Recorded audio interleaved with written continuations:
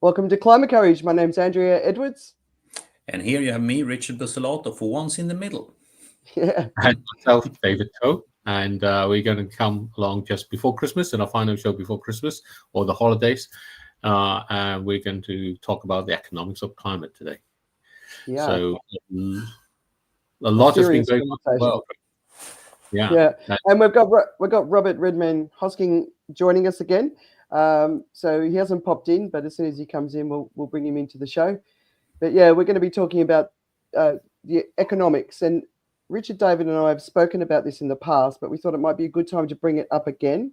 But we're not just going to talk about from your own pocket perspective, but we're also going to talk about the deal at COP29 and what it means. But of course, before we do that, shall we talk about what's going on in the news from a climate perspective, or even not from a climate perspective, but potentially what could be impacting or being impacted from climate? Who wants to start? Let me take that and go seeing where it goes. I think first of all, what I'd like to say is that everything is convoluted with climate. It's kind of like meshed together and mashed together in that way. And it's a little bit like, when you start making a dough and you put the flour and you've got the water and you've got, the yeast and other stuff all together. After a while, you can't tell which is which anymore. I think that's worth remembering. So one of the big things that's been going on around the world is obviously South Korea. Two things come to mind for that. The first is the reason for it was because the president got fed up with the fact he couldn't get the budget through the parliament. So he'd end up declaring martial law, and the budget is kind of very important. The second is actually what it demonstrates about real democracy, is people getting out on the streets and doing something, because people doing that is what turned it over. That scene we all saw of the woman holding the gun of the soldier, challenging that military power to say, you are there because I am here, not I have to. That's the essence of it, and we all forget that very often, And then we have France, which is collapsing, with needing a new government. Major governments in the world, this is. We have Germany under the same situation, both for the same reason, a budget problem again. And in France, the president did the same thing as South Korean one, tried to force the budget through without consulting parliament. And in Germany, the parliament couldn't agree and end up splitting themselves up. And in the UK, we have a referendum demand, or a call a demand in the UK to have a second new general election. I think they collected like 200,000 polls, 200,000 signatures online in a very short time about it. And the rule is that people have to discuss, Parliament has to discuss it. I doubt if it will actually happen. So these are just some of them. But a huge number of those were overseas signatures, right? And a lot of it came because Elon Musk pushed it through, right? Yes. Mr. And Musk and the irony of it was the same people who were saying this should be discussed won't discuss Brexit when they get signatures. So there's a fair bit of irony going on as well, right? Yes, there is indeed. So it does point out, Mr. Musk has also been very much involved with in trying to push and influence foreign politics. In this particular case, giving 100 million to the Reform Party is the touted kind of news in that way. He's obviously trying to repeat what he had done for Donald Trump in that way. Yeah. So those are some of the things that have been happening in the rich countries. And across into Europe, I just saw this morning about Romania with their election, and very tightly contested with the potential leader claiming that they will pull out of any support of the Ukraine. They're very pro-Russia in that way. So the world is dividing up even more in that sense. And of course, Russia and Syria are linked, have been so for a long while. And Syria is flaring up again with the so-called rebels advancing further than they had been able to before in that form. Of course, Syria is financed, the government of Syria is funded from Iran. And so you still have the remnant or the fallout of what's happening with Hezbollah and Israel. That ceasefire is still holding there. But Gaza, if you look at somewhere like Al Jazeera, every day on their front page is a report of how many people are killed in Gaza, and it's in the 20 to 60 every day, and has been for the past few, well, really quite a while now. So that's a lot of bodies adding up in that way alone. Richard, what have you got to add to that? I think, like you said initially, while it's not explicitly about the climate per se, everything links back to the climate because of the stress climate is putting predominantly on our finances, but also on people's minds and well-being. So I tend to find that all this is, just like you said, really linked together. And I think Syria might be more important than we give it credit for. We know that the Assad regime is heavily backed by Iran and by extension by Russia, because they're using mostly Russian equipment, etc., and the rebels are not. And it opens up a new front in the sort of quest for supremacy over the Middle East. And we all know what the Middle East symbolizes in terms of oil and allocation of oil. So I think it needs to be followed very closely for anyone with, but passing interesting macroeconomics, because this is clearly a new page that's been opened that we didn't know about 2 weeks ago, really. And it's going to affect Iran, and everything that affects Iran affects the Middle East and the battle for supremacy over the region. So it needs to be followed very closely. But obviously, closer to home, the French election is big news. It will probably be a new general election, because when you have a no confidence vote of this magnitude, it's very hard to see how you, with any credibility, can try to reshape government. So we're going to face a new election there. Germany will go to the election booth very soon. It's the two superpowers of the EU that actually will have a new government and a new political structure coming over the next quarter. That's super important. And it all links back to the global ecology and global economy. So that's what we're here to discuss today, the economics of climate change. Yeah. I think a lot of people are probably sitting there just going, oh my God, what's going on? And it kind of goes back to my question, is fascism inevitable when it comes to the polycrisis? And Julian Cribb wrote a piece talking about it just in the last couple of weeks as well. And it's incredibly concerning what's happening. And there's a lot of dimensions to it. So I've been really digging into the Syria story and what it means, and arms shipments and movements, because Turkey's in the mix as well, right? Mm-hmm. So, yes, it's a very complicated situation, and getting to the bottom of it. Try not to go look for simple answers, because there's no simple answers. But I think the thing that keeps coming up for me is, for a really long time, 50, 60, 70 years, we've been almost, especially those of us in the West, we've been fat and happy, right? Life's been easy. Everything's been going smoothly, and then we've watched in the last sort of 10 years, it's starting to degrade. And now we're moving into an acceleration point of that degradation, which is not just political degradation, but environmental degradation as well. So I honestly think if this isn't the time for everyone to start standing up, we watched the response in Korea and how quickly it was, South Korea. Mm-hmm. And the people got involved and turned it around very, very quickly. In a lot of Western countries, we're still not out on the streets. We're still not protesting. We're still not marching. We're still not putting our voices out. We're still not getting behind climate activists who've been imprisoned and demanding governments get them out. So I think it's time for us to grow up, to wake up, and to start getting active. And it's not inevitable if we get involved, and we haven't been getting involved. That's every protest that I see, 100,000 people on the street. And I mean, it should be 1 million people on the street. These issues are so big. And we've got Robert here, so let's bring him in. Hi. Hello, Robert. Hello, Andrea, David, I think, and Richard. I'm right in the names. I do apologize, Andrea, for entering the session late, but my battery was very, very low. I had to put it on charge, and I didn't factor that as being as low as it was, so I apologize about that. That's okay. It's okay. Okay. We're happy you made it. We were just going through the news and everything that's going on and how complex it is. But I was listening. Yeah. Stand up, speak up, fight. Yeah, I think we're talking in this meeting, are we, about the politics of climate and its associated extremities? Am I right in saying that? Yeah, so we're just still in that little piece before we get into the theme where we're talking about the news.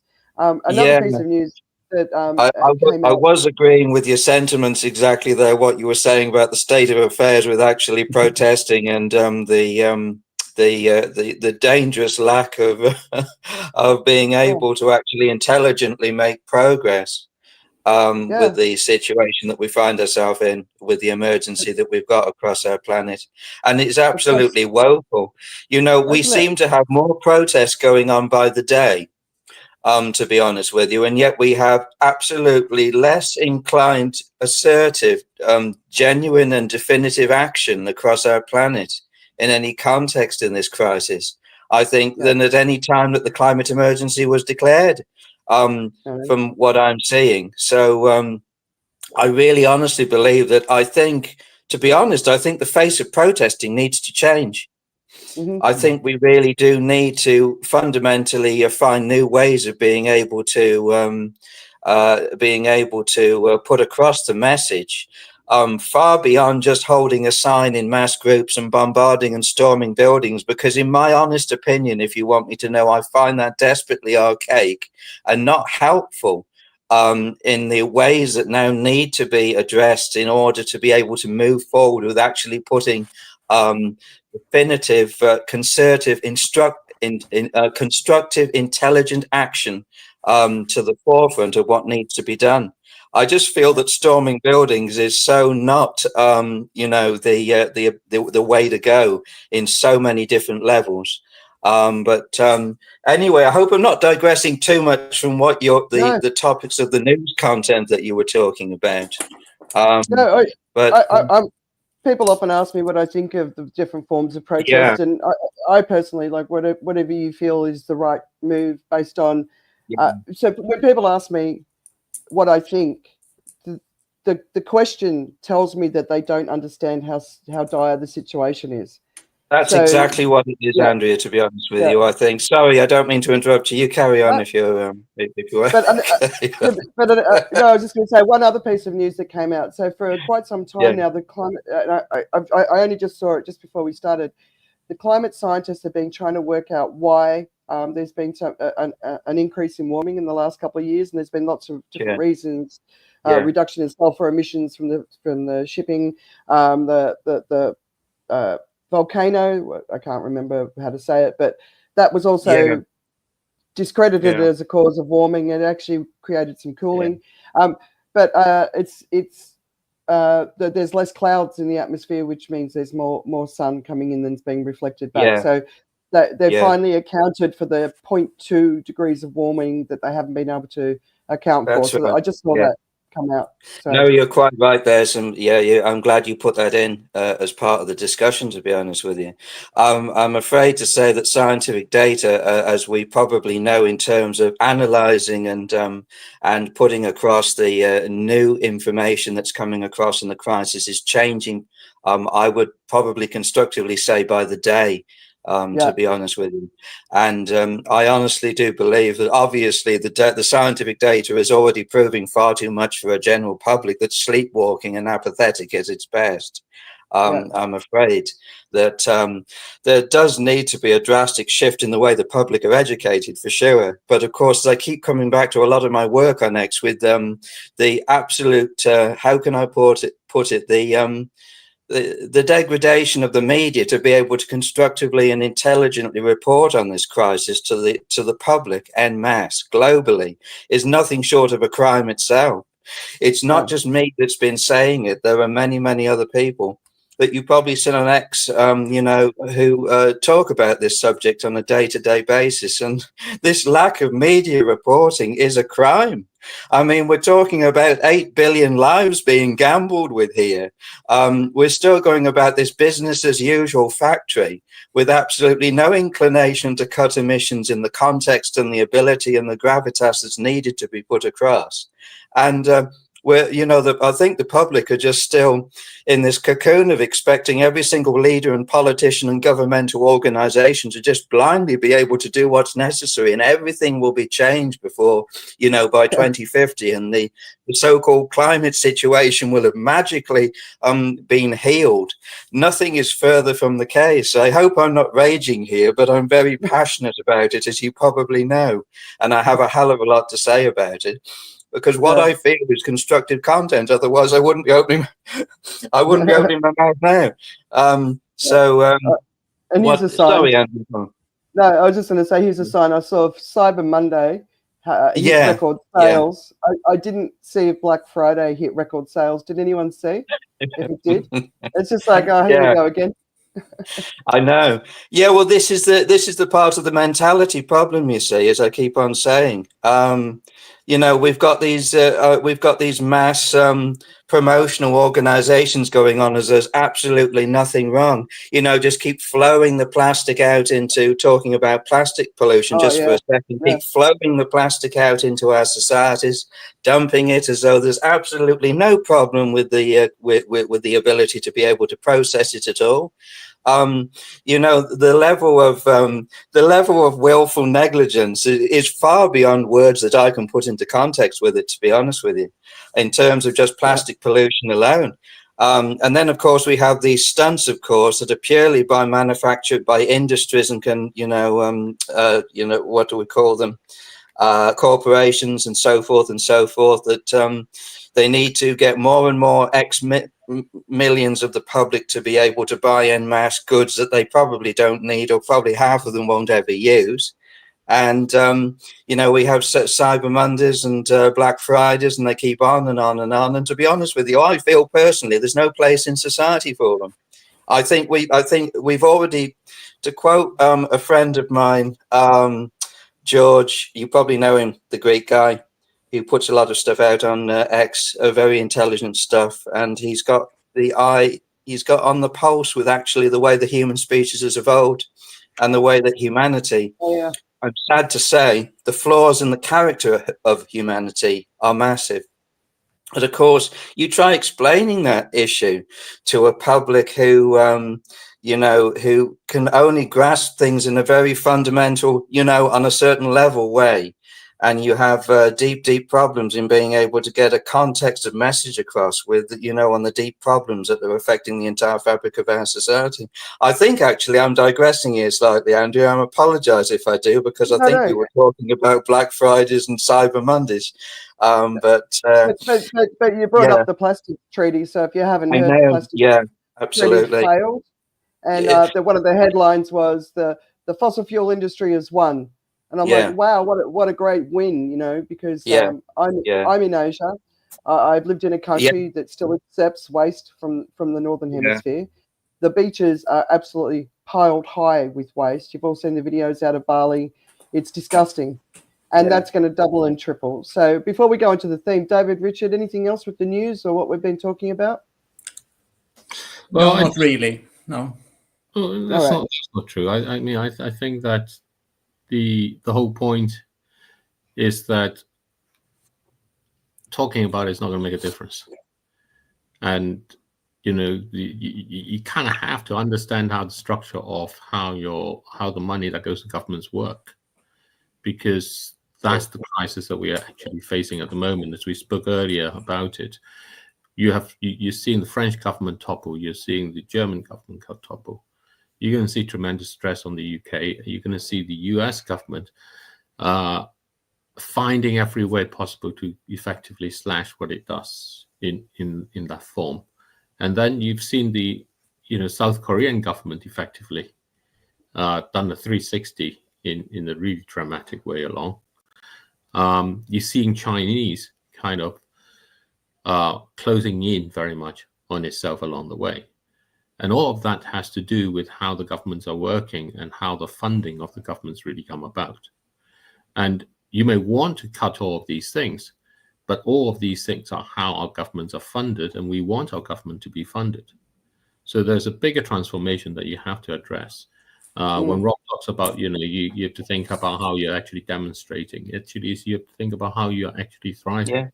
in that way. And we have this pattern where we think that someone does something to change all these things. There is no someone out there to do something. That's exactly it. That we call for. And all we're doing by this is we're victimizing ourselves. We're putting ourselves in a situation that actually we're incapable, we have no agency, which is the opposite of what it is. But we have actually, but it's part of this thing. I mean, this is what our first book, The Unsustainable Truth, is all about. How genuinely that economics is so integrated along with it. And if you do follow the money, if you do go along and find out why, it is to support our sense of security. And by us, this is all the people within sort of the OECD countries, which are the richer countries, and is to support the aspiring people in the developing countries. That's the image that they have. It's a world where making money gives you security and comfort. And what we're seeing is that costs are rising, challenges are increasing, and making money is not sufficient to that. So the whole value proposition of our economy is collapsing around us. But we still call on it in the same way. We still call on it by saying, go do this, go do that, and everything we do, actually, nobody ever talks about the fact that actually it's not just your shopping, it's everything that is done makes the world worse because it drives climate change worse. So you have to seriously think, is what I'm doing genuinely beneficial to me, to others, at the moment when I do them? Or is it only good if it somehow miraculously succeeds? And absolutely, David. Yeah, if I can interject there for a minute without being rude, I hope I can speak for a minute there, Andy, if that's all right. You've hit the nail categorically on the head, David, as you always do from what I've heard of your content so far. I will say that this is one of the major flaws, actually, with the whole way that our systems mechanics are geared at this present time. We wonder why we're in this state of emergency that we're in. We must actually analyze and look at everything that integrates financially and conceptually, every last little thing that runs the mechanical finances of our systems, and why they're driving us to do the things that they do. Because at the moment, we have entire systems that are geared for collapse. The collapse is built into the way that the mentalities of business think. We have this mentality of mind that thinks we can continue to consume en masse. We can continue to produce as much as we can humanly put out in terms of goods, hour by hour, day by day, and just keep putting out more and more goods, taking more and more of the Earth's resources, more and more degradation, more and more chopping down of trees, forests en masse. We've already seen mass deforestation, but I won't get on that for a minute because I'm digressing from the subject. We've got this how can I put it, this voracious appetite for consuming the Earth's raw materials. I don't need to say to anybody here, we're all intelligent enough to know we're extracting materials from our planet on a finite basis. Or what's the words? I got that probably the wrong way around. We're extracting materials on an infinite basis. I think that's the word I want. On a finite planet. I think I've got that the right way around. It's very early. It's early in the morning here at 7:23. So I'm sorry, I'm still getting my head woken up a bit more. So I do apologize about that. And we cannot continue with this lunacy if we really seriously continue that the economics of our planet as they are at this present time, and the whole way that everything is geared within our systems financially is failing us. And one of the biggest problems is, not to offend anybody or anything, but economists have literally obliterated the way that we can actually sustainably live on our planet, because every damn thing is geared totally and fundamentally in business and controlled near enough and run by and spoken by economists are, dictating the ways of financial being and policy to such an extent that it's crippling countries, it's crippling people, and it's crippling everything to do with the very fabric that our society should be able to function for the future on a basis that brings true sustainability and not this consumertron death ride that we are currently on. I use the word consumertron because I do honestly believe it really does describe the way that we really are acting, how can I put it, no more than just ants that are just geared by the mechanics of a failed system to continue in our ways until the very end, where the finance runs out, the raw materials are not available anymore, the way that manufacturing and industry actually conducts itself will eventually fail because the bust situation will inevitably move in at X point, and so forth and so forth. The way that finances, I do honestly believe, are put in place to talk about sustainability are still flawed. I honestly do. I have to say that. You only need to look at COP29 to see. And we'll go into see the way that there was every opportunity at that COP, 29 COPs, 29 years of COPs that have failed to levels and degrees that can be gone over intelligently at any given level. 29 years of failure.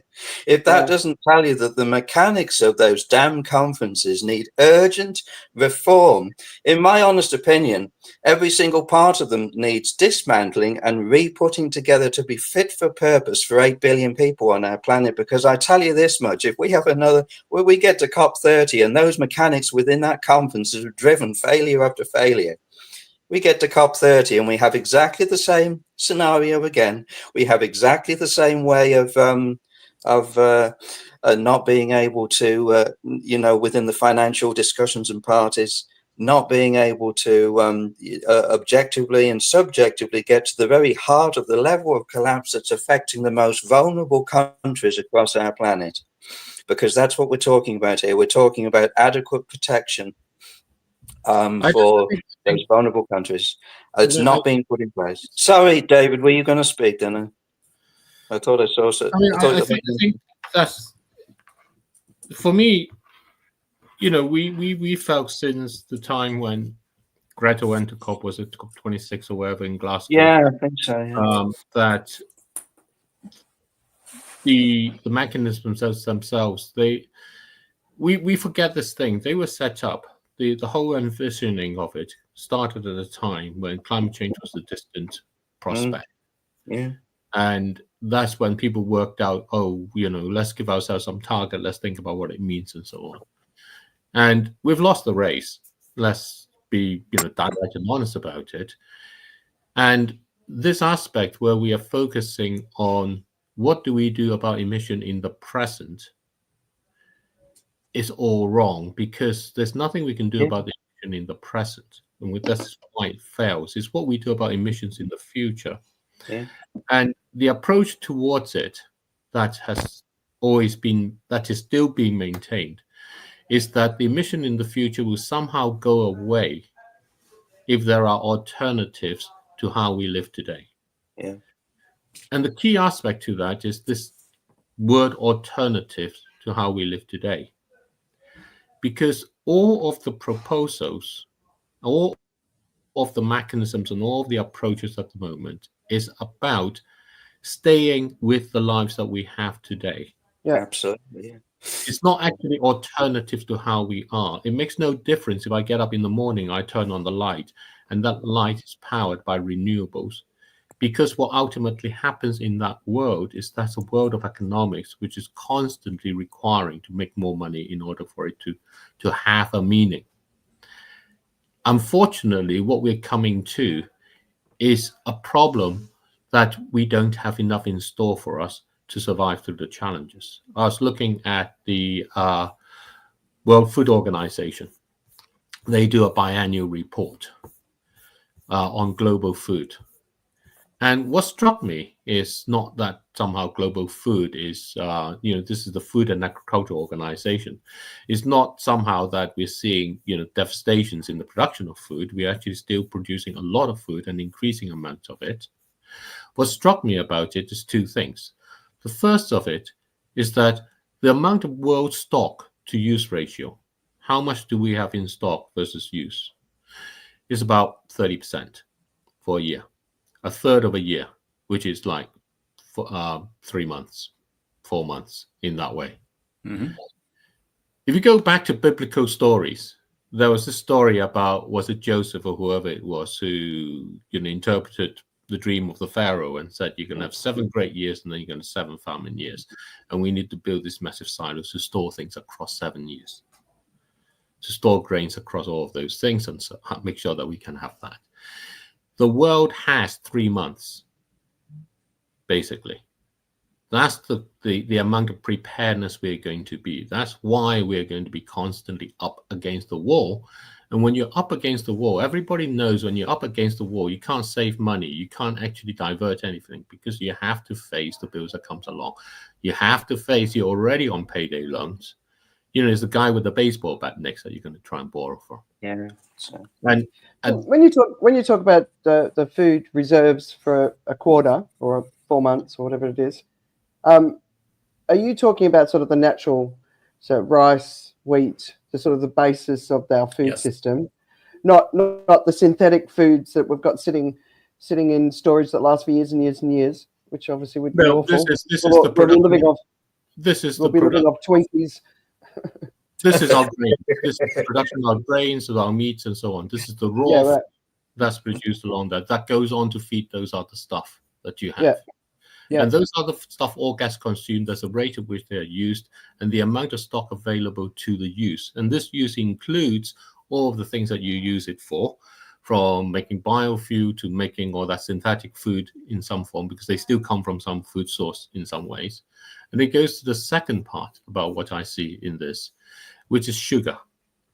Sugar is increasing enormously, and it's driven by growth in Africa and developing world in that way, as they urbanize. And this is a reflection again of what we were saying earlier about the fact that we're not really changing. We are calling on the developing world who have ways in which to live with an environment, with a world that is better than what the developed world have, who are not yet caught within this same money economics, extractive economics, that their food is making them diabetic, basically, in that massive way. And a huge amount of it is coming from that area, that region, for the growth. So when you call on the money and you say governments need to have money needs to finance all this thing, government gets that money from taxes. That taxes comes from the industries that produce it by selling goods along. Those are the goods that ends up going into having all these developing world becoming diabetic. They're needing all the insulin, they're needing all the healthcare. That actually is a secondary level of genuine care. It's not about what you do when you thrive, because when you thrive, the genuine meaning of that is you're able to live with your environment in a way that actually fulfills you, as opposed to become dependent and enslaved by the modern economics. So what we keep falling about, tripping over ourselves, is what are we ourselves genuinely doing in terms of understanding how we are going to be able to sustain ourselves beyond those 3 months? Nobody is really asking that question. When you are in a position where you can put your own front foot forward and say, I know how I'm doing that, you are able to get out there with a much stronger voice, as Robert's saying, and get out there to be able to say, look, I am doing what I am in order so that I can protect myself in that way. I want you as the governments to do that next step to make sure my efforts aren't wasted. Absolutely. That over from you must go there to protect me while I sit hoping that you will somehow do it. The power in those two is tremendously different, because the agency is like in South Korea when the people go out there, They face into the military, into the guns. They grab them and they're saying, what are you doing? Yeah. You know, this is not us. This is not our country. This is not who we are or what we are like. Richard, you've been silent. Yeah, we're going to have to get into the team in a minute. Very powerful arguments, but at the end of, and I think the discussions are largely correct, but what it does raise, and that's where I think the vast majority of people fail to make the connection, is if you're going to retool society, and I think personally, I think debt has a lot to do with this, because we're constantly borrowing from the future as we run up debts, and debts are making new records every year, because that's how we try to sustain the current growth trajectory, is by basically borrowing more from the future. Leaving that aside, it does raise the question what our governments are for and what our government services should be providing. And there has to be a realization that if we demand more and more from our governments, they need to raise more and more taxes to do so. And those taxes can only come from increased economic activity, the way they are being done now. And you cannot turn on the news at any point of the day without having someone appealing for a cause that they think should be funded by the government. Absolutely. And that's just crazy, because that economics does not work. You need to figure out as a society what level should be provided for as a basic structure. We say we're a developed nation, every child should know how to read and write, and we should have some basic form of healthcare, and we need a legal system that actually functions. Absolutely. Everything else needs to be scaled back, and people are not ready to hear that story. That's exactly right, Richard. Yeah, I do agree. Yeah. If I can just interject there for a minute, Andrea, if it's all right. Yeah, I just want to actually add to that, because the thing is, we're the mechanism society at the present time, which is all integrated with it. I do have to say this, that we have a system here. Let me just bring into context just for a second the legal system, if I may, and to do with judges, and the importance of having a democratic ability to be able to see common sense, reason, and to be able to function with intellect and intelligence, which is so very, very sadly lacking, in my opinion, in the judicial system across our planet. I will say this, that the way I see it, when you are persecuting, this is just an example, mind, when you are persecuting people that are speaking up, climate scientists who have devoted their life to being able to safeguard the planet, its systems, and everything to do with it, when you are openly putting those guys and people and women in prison for telling the truth on the collapse of our planet, there's something very, very mentally sick with our judicial system that enables that to take place. I have to honestly say that, because I keep seeing this. And it's going on incessantly. We are seeing scientists imprisoned, silenced for telling the truth to try to safeguard 8 billion people across our planet. It is totally unacceptable. This is just one facet of the absolute total breakdown of democracy. How can that be democratic? For judicial systems and judges to think that it's acceptable to jail climate scientists, for God's sake. I know I'm getting very heated about this, but by God, it just makes me sick to my core when I see this level of so-called that's not democracy.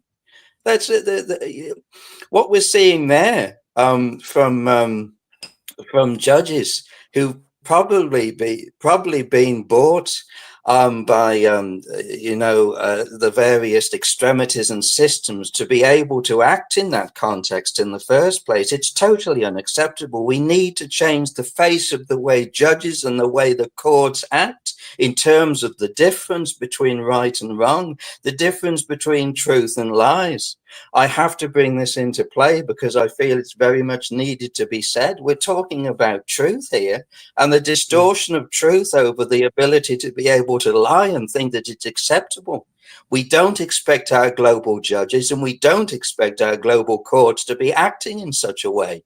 And this is just one facet of the thing that has to fundamentally change within our societies if we are to actually gain what's laughingly called democracy across our planet at the moment. Because as I've said this before, you know, the people of our planet are under the context that our governments are acting with democracy for the greater good.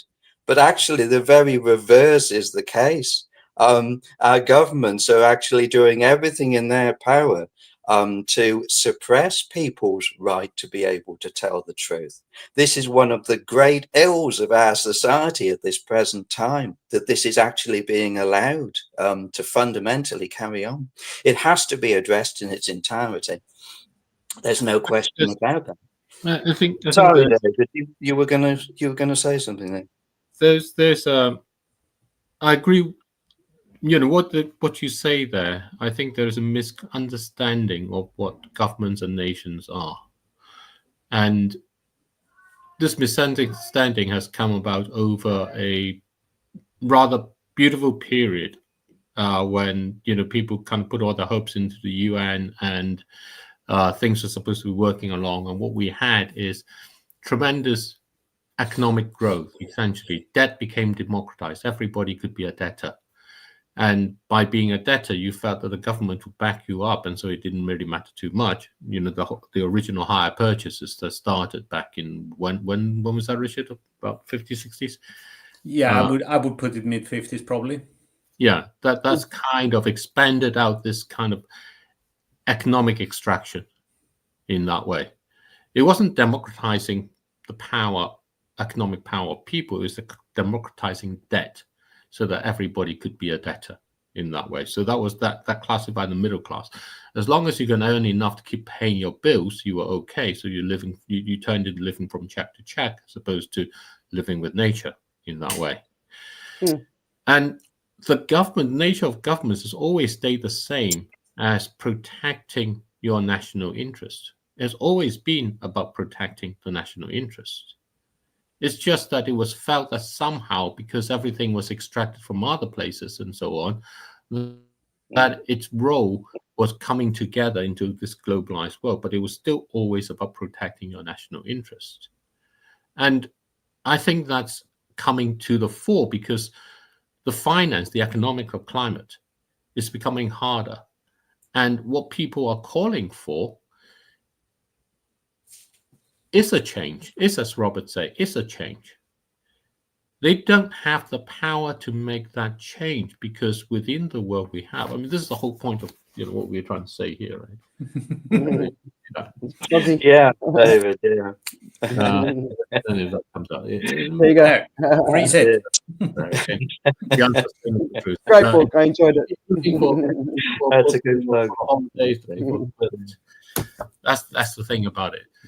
And that's the unsustainable truth is actually that all of these things, our nations and stuff, that what they do best is to fight wars against each other.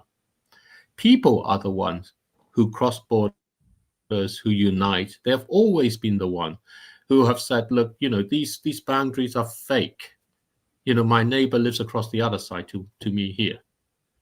And we are better together in that way along. So the whole mechanism of the UNFCCC and all of those things come from that historic period where somehow we thought we could leave our trust to governments to do the big things. And the fallacy that came from there was because people all felt that we solved the ozone problem in that way. Last year's ozone hole was still amongst the highest. That's not common news. There's not common awareness around it. It wouldn't be, Andrea. There's a heck of a lot that's vital information, as David has just mentioned, that doesn't get to be common news, probably because of suppression yet again from the media. No, exactly. Well, CNN published it. Some New Zealand scientists sort of came out and said it, and then I saw a piece on CNN, but not much else. But I want to get onto the theme because I don't want us to lose the focus of what we want to do today. And there's two sections that we really want to talk about. And the first one is, COP29 considered a failure. 300 billion promised in funding to the developing world, most of it in loans, which of course is a really, really challenging thing for a lot of those countries because they're already so indebted. And the critical need for this financing is, one, to get countries to move rapidly towards sustainable energy solutions. That's the most critical thing. You look at countries like India, the Philippines, Thailand's more gas than coal now. Indonesia's definitely more coal. So when you look around, a lot of the so-called developing nations, even though there's a lot of wealth within those countries, they can still broadly consider developing. Coal use is going up, and we've talked about China before. They're looking at starting to go down from 2025, which could have other implications because we're going to lose the pollutants from the atmosphere, right? But so we need a rapid transition, and that's what the funding is for. So that's in everybody's interest, because if we don't do it, then we're all cooked. And then, of course, the second part is adaptation. So it's making sure their homes are ready. The infrastructure, like Richard, it was interesting what you were talking before about education, healthcare. But the other thing is making sure the infrastructure, make sure the dams can hold when there's more water, or just the sewers work and they're not inundated with seawater. So making sure their farms and their agricultural works, or looking at alternative ways of farming when there's going to be water shortages. We see what's going on in Zimbabwe at the moment. So if we can help people to stay in their homes, they're not going to migrate. And that's a good thing for everybody in the world, because if the billion climate refugees that they're talking about get on the move, it's just going to be carnage, right?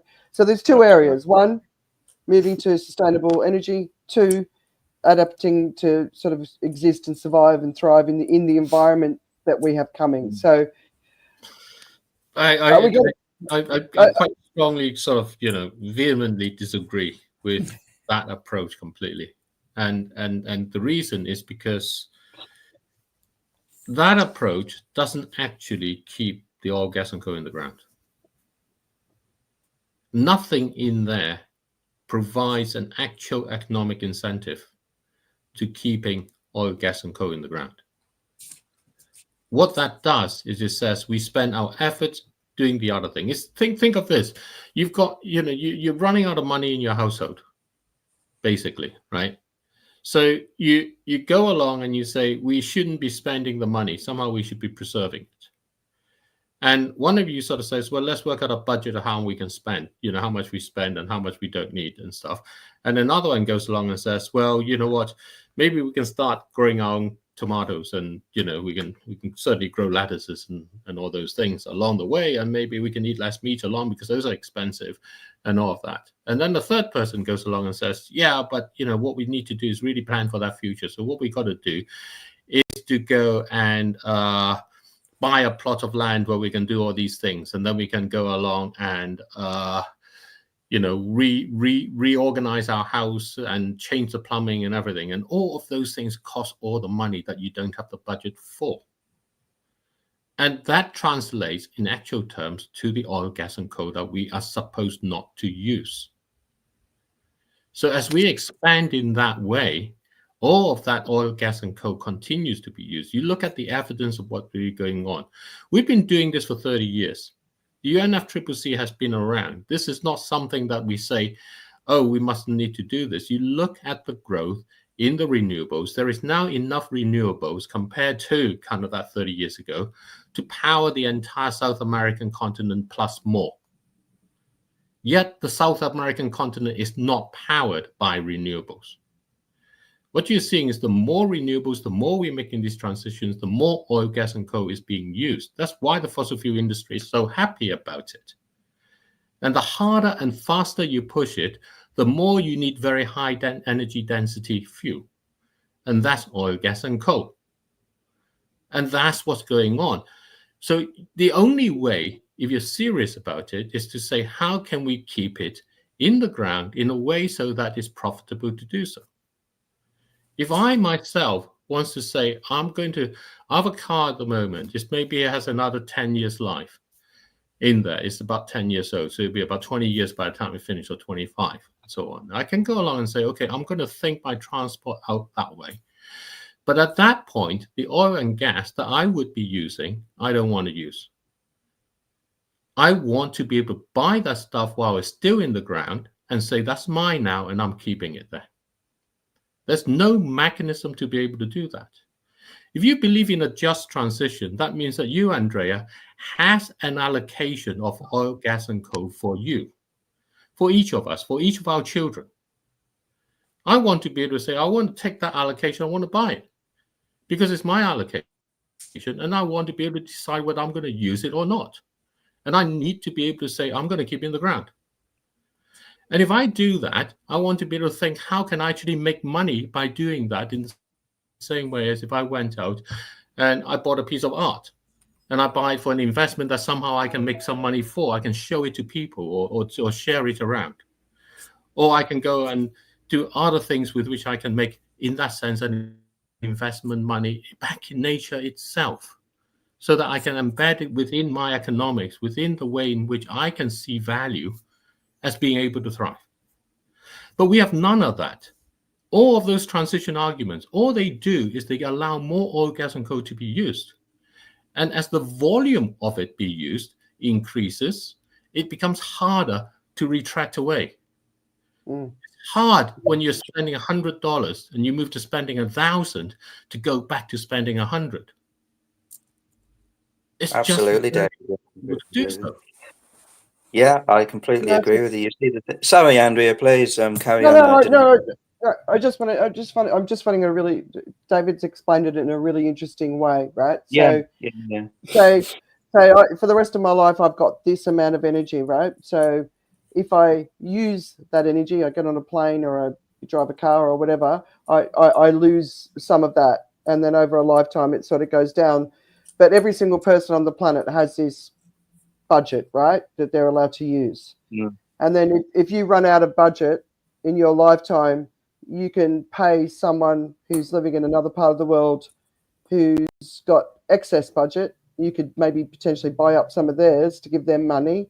Is that the sort of thing that you sort of got in mind when you think about it? What you want to do is to say, I'm having it to keep it in the ground. Yeah. But if you can't, but we're going to use energy, right? Right. And so if you want to talk about climate finance, to my brother in another country, maybe in Malaysia, where they're flooded in that way, I can go along, they can come along and say, you know what, I've got an allocation here. I really don't want it to be used. Why don't I sell you what I may have, what I've allocated that's in 20 years' time? You give me the money now so that I can take that money and build a life for me so that I won't need to use it in 20 years' time. But we're not doing that. What we're doing is we're saying extract more today so that we can build a thing, so that we don't have to worry about what happens in the future. But all of that in the future is still available for us. And because it's there, we're going to eat it. It's like sweets on the table. Eventually, the bowl of sweets is empty. Yeah, absolutely. Eventually, it will be empty. But if you can go along and says, if you pay me for my sweets, that's at the bottom of the bowl. Now, I can build myself a life, make the change so I don't need to eat it. And then you know what? For the money that you give for me there, I'm going to take that sweet, I'm going to lock it away because that's mine. All right. So another example, just because I think it's really interesting what you're saying. But I've spoken to a few guys that are working with refugees in Uganda. So Uganda is very open to the refugees from its neighbouring countries. It's doing incredible work to take care of its neighbours. The first things the refugees do when they land in Uganda is they chop down forests so that they can cook food and they can build homes and all that sort of stuff, right? So for me, the money that we could potentially raise for these sort of communities could, when the refugees arrive, we can have some sort of a home, some sort of a way of cooking food that doesn't produce smoke and it doesn't require trees being chopped down. And it's about sort of a refugee kit, that we could be having ready to move, that's sort of funding. Yeah, so that I was it's not say, worse. Andrew, I agree there with your points. Some good points there. We do, I've said this before in the course of my work on X that we actually now need to adapt like mad. We are left obviously with the how can I put it, the ongoing ashes of our sins for what we've done to the planet's climate so far.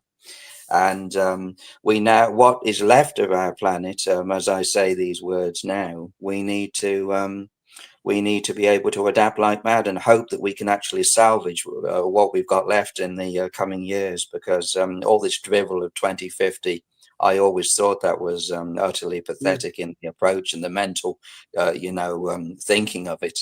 It's just like, yes, we've got a crisis. Yes, we want to tackle it, but we'll just brush it under the carpet for X amount of years. Doesn't really matter. Not going to take it seriously, because that's a mentality issue that is all too prevalent within, governmental institutions that want to actually talk the climate talk, as we probably all, I don't need to say to everyone here, you already know. But I can come back to the Uganda thing, right? So Uganda has about 5 to 6 kilowatt hour per square meter of solar energy per day. And, a kilowatt, basically a kilowatt hour is, kilowatt is like a small kettle that you have. Boil it for an hour, you can cook a lot of rice on it. Just think of it in that way. Yeah. So you can make a solar cooker, and you can have the refugees be able to design and improve a solar cooker for themselves, so that they don't have to go and cut the trees down in that way. And then it will be available to them. And what's more, they will be able to design and cook this themselves, and they will have a ability to build an economy out of it. They can market it, sell it to other places, and so on, and teach others and do all of those things. And that's an economic connection they can build from other people. They can cook with it and actually be, kind of run restaurants and do things along with that. There's plenty of energy, plenty of availability, and the type of resources that you need for that is minimal in terms of actually making something like a solar cooker. It's a very basic in the sense that it's something which a primary school child can do. That's about as sophisticated as it needs. And what makes it different between now and the Stone Age, where we came from, and people start worrying about what happens if we didn't have oil, gas, and coal in that way, is that we have knowledge. And that knowledge is now much more democratized. And actually, primary school children do have the knowledge to be able to do this in that way. So you go ahead and you go forward and you do this. And what you do is you actually allow them to say, this will give you an economics along. That there's your allocation of oil, gas, and coal that can be available, maybe in 20 years' time or whatever, because that's the stuff we need to keep in the ground. That's the stuff that can't come out. The stuff that's out already is the stuff that's already out. So don't go shouting about how the stuff that's out is out. Is the stuff that's not out that needs to stay not out. Absolutely. And you go along and why don't you sell that stuff that's not out, that's your allocation, for money now, so that you can build your business making solar cookers for people in similar situations around you or around the world. And you can make a living in that way. And you allow your economics to emerge naturally, and you take it from where that source of money now comes from is money that protects the planet, that protects nature by keeping it in the ground. That's the source of money. So the more this happens, the more oil, gas, and coal is kept in the ground. Whereas at the moment, the call for climate finance is money that comes from extracting it out. Saudi Arabia is actually the most shocking news item. If you think of the news item this week, the most shocking one to me is reading that the fiscal break-even of Saudi Arabia, this is the oil price it needs to have for it to balance its budget as a country, is now $93.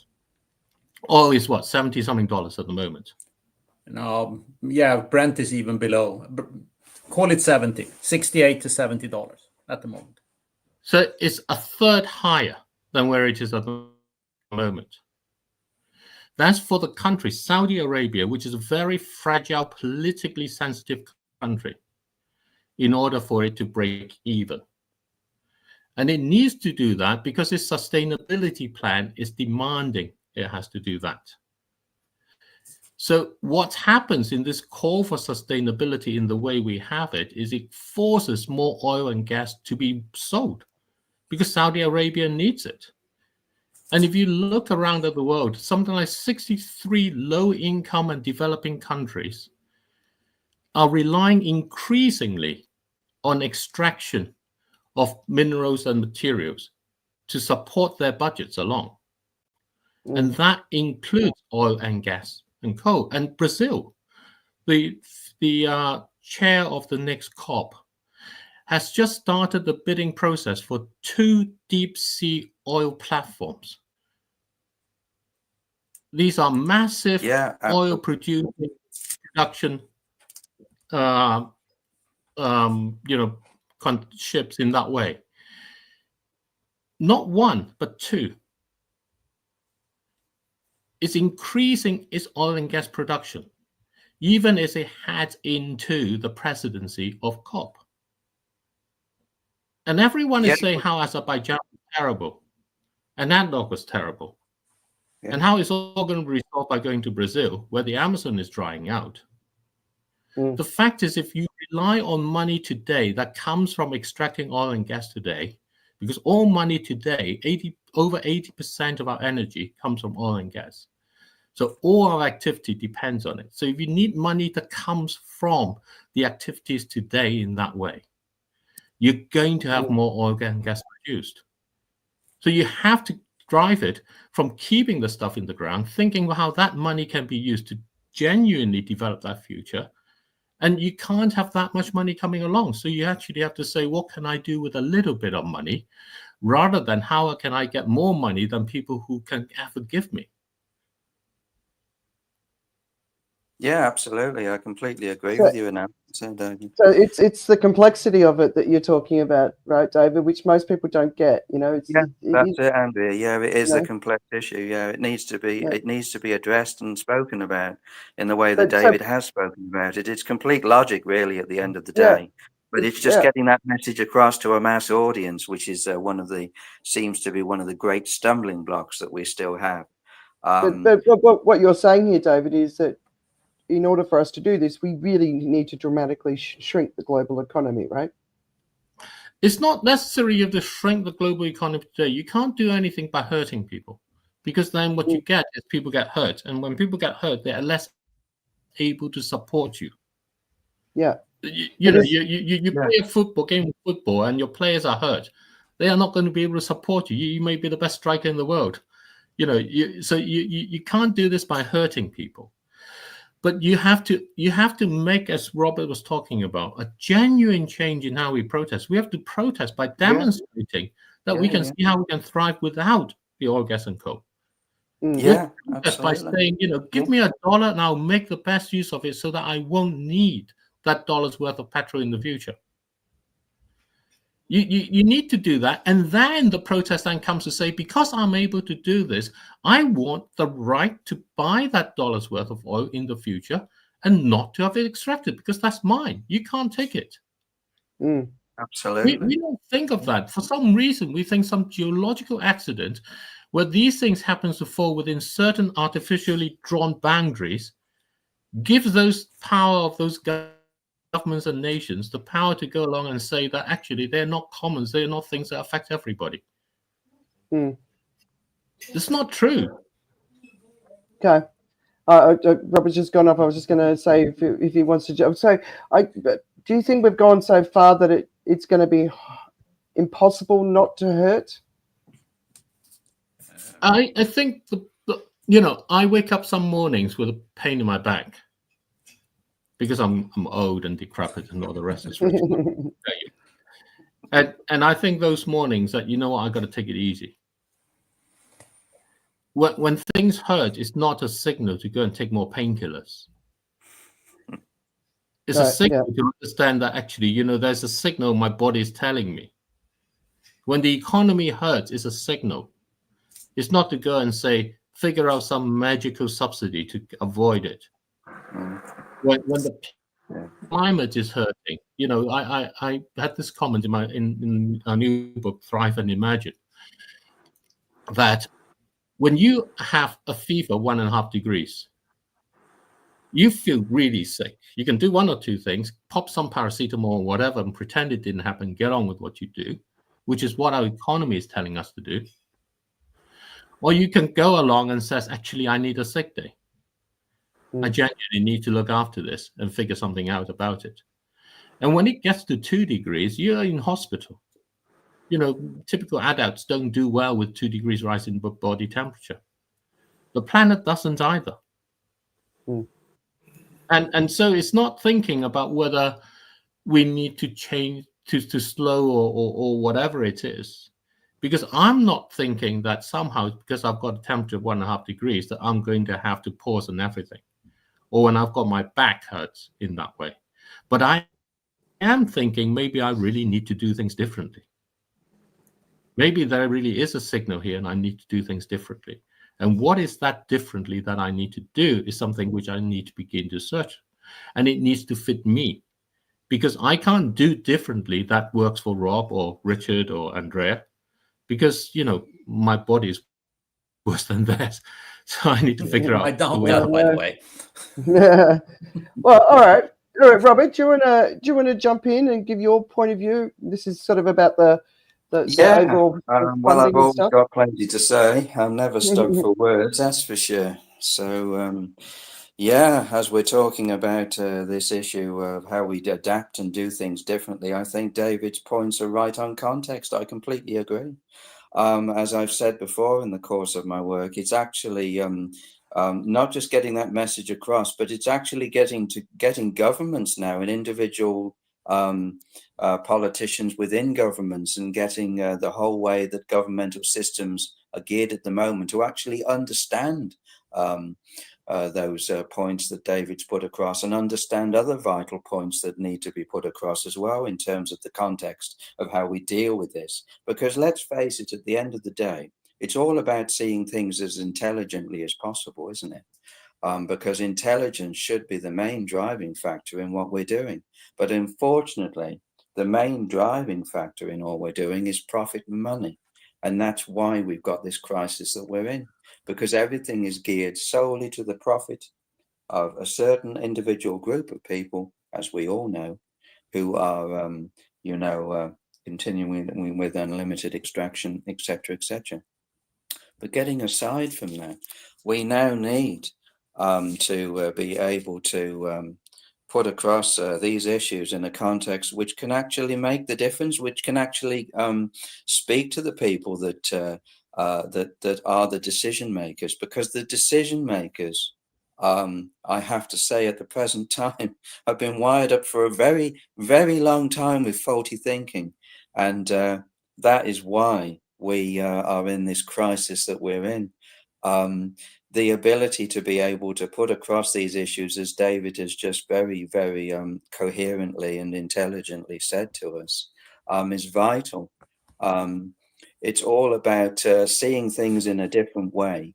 And excuse me a sec, I've just had a power issue crop up on my phone, so I've just got to adjust the angle. Apologize about that.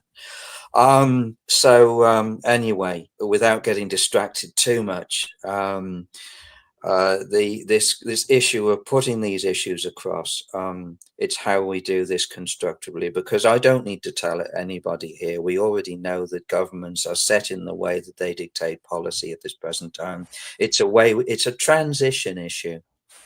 We need to have a fundamental shift in transition issue with the way that sustainables and the way that green energy is implemented across every country on our planet. I call it a blanket coverage, for want of better words, because it does describe it rather nicely. We need a blanket coverage of sorry, my phone's freezing. I don't know whether it was happening there with you on your screens, but I just it's fine, I just happened to notice that. Was it all right? Was it? Yeah. Yeah. It's all now about the way that this adaptation process is put in place, because I don't need to say this, because I don't want to sound like a broken record. Every time I open my mouth, I just want to speak coherently, and I want to speak subjectively and intelligently about adaptations, about green transitions, because that's what's so critically important. An intelligent conversation with constructive outcomes to enable the lives of millions and billions of people to be able to be lived for the greater good of a crisis that many millions of people never imagined they would see in their lifetimes or ever feel that they would be caught up in. I will say this, that in terms of this green transition, there's still so much that still needs to be done, but it's about the right words in the right places. And I do honestly feel that there should be much more of an emphasis in very prominent positions within governments and within policy making decisions, if I can, that's the words I wanted, to be able to get this message, like David's words, put across fundamentally in the spotlight for all the right people to be hearing them and to be implementing them en masse across our planet, because that is what matters at the moment. It matters to be able to subjectively get across this message to a wide audience. And that's where we're still failing, I'm sad to say, at the moment. I wish it wasn't like that, but it doesn't have to be. We can fundamentally get this message across to millions, billions of people. But it does actually start within the system that we've got at the moment. We have to, unfortunately, as bad as it is, we have to continue to work that, and we have to mold it, and we have to manipulate it to the greater good of where we want to be, because that's one of the fundamental key objectives with being able to get a green transition, a sustainable green global transition across for millions and billions of people, because this green transition is so unbalanced at the moment across our world.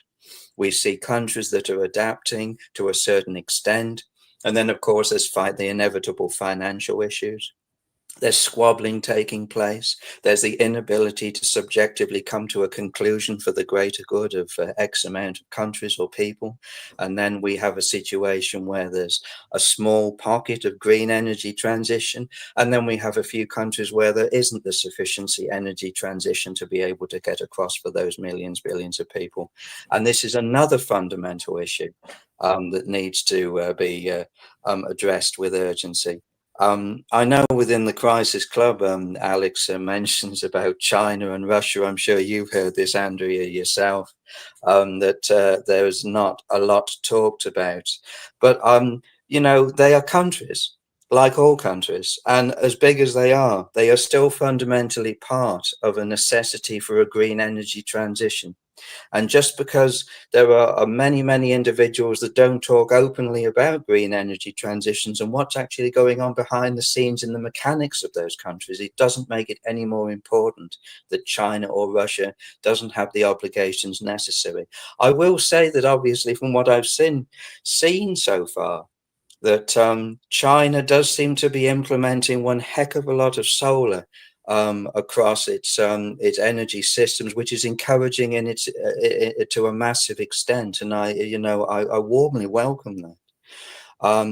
Green energy transitions in their forms of solar, wind, etc. Because obviously there's always comparison charts about how good wind is in its its financial context and its way that it's able to be run.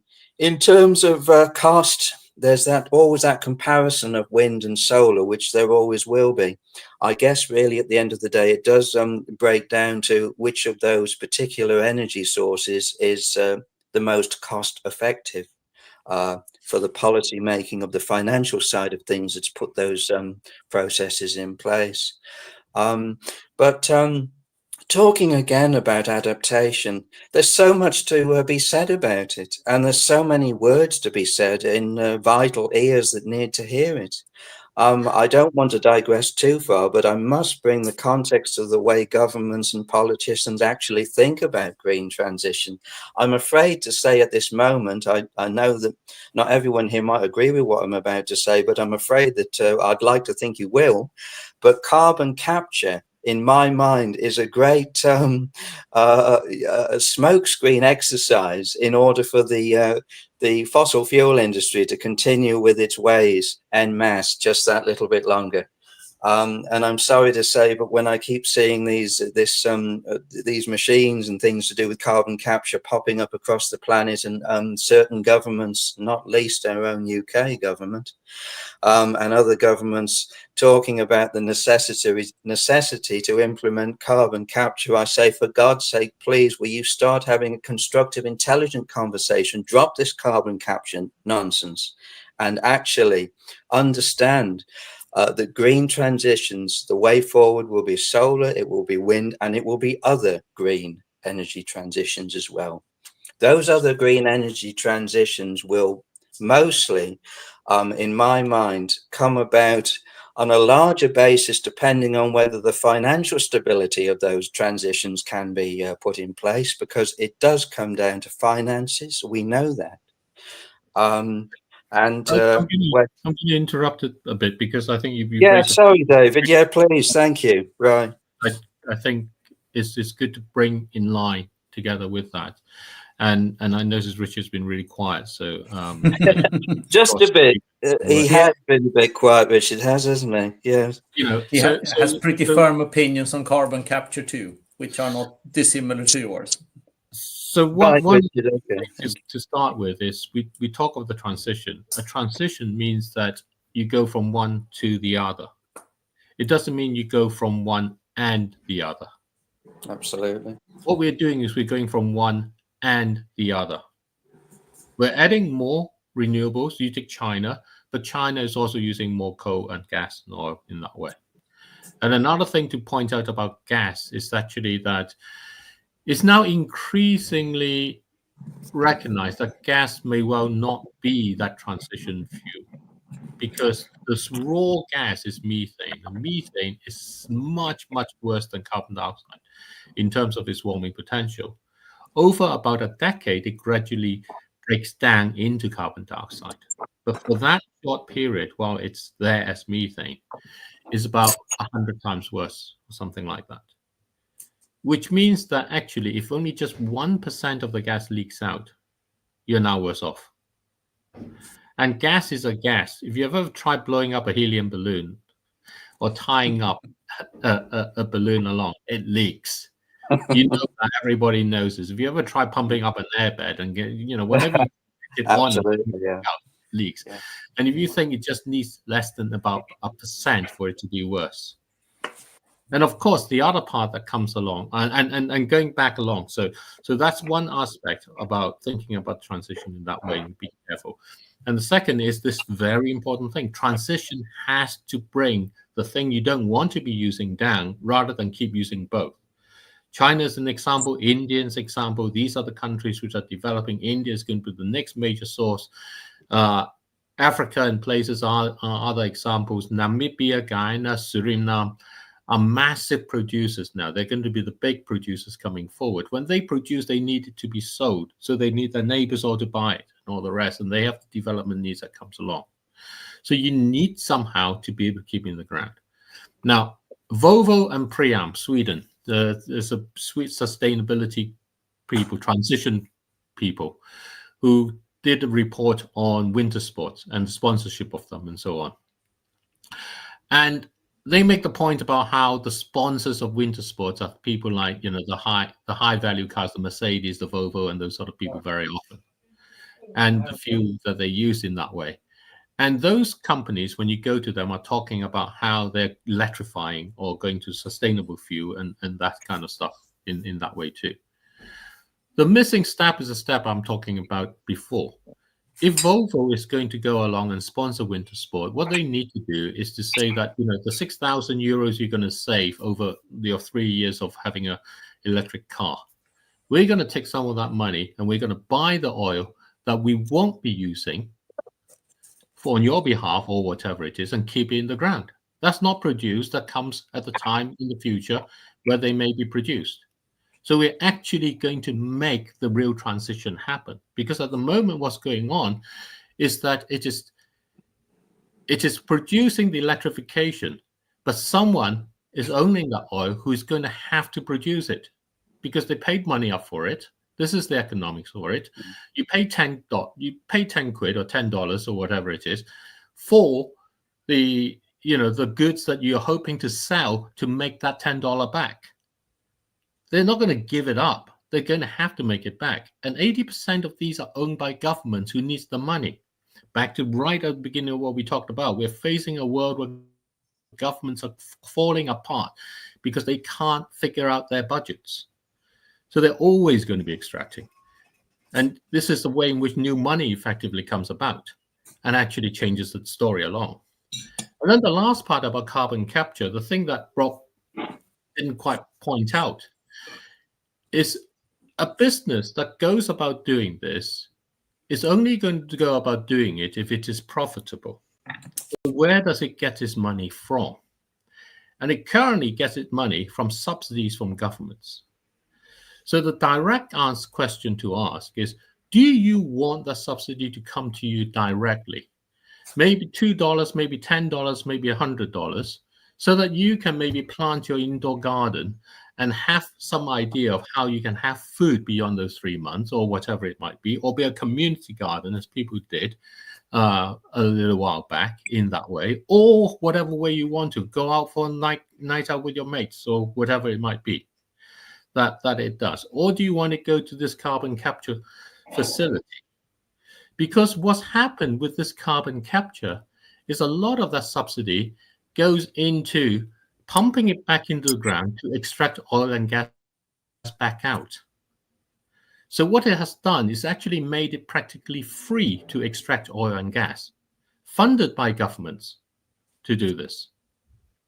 And so you end up in this situation where it's supposed to help, but what you're doing is actually encouraging the oil and gas to be extracted, so it'll be used. And other people will want to extract more, because if you're being able to extract it for free, you're taking away their share, so they're going to have to compete and find some other ways to extract for more. That's kind of how the economics works.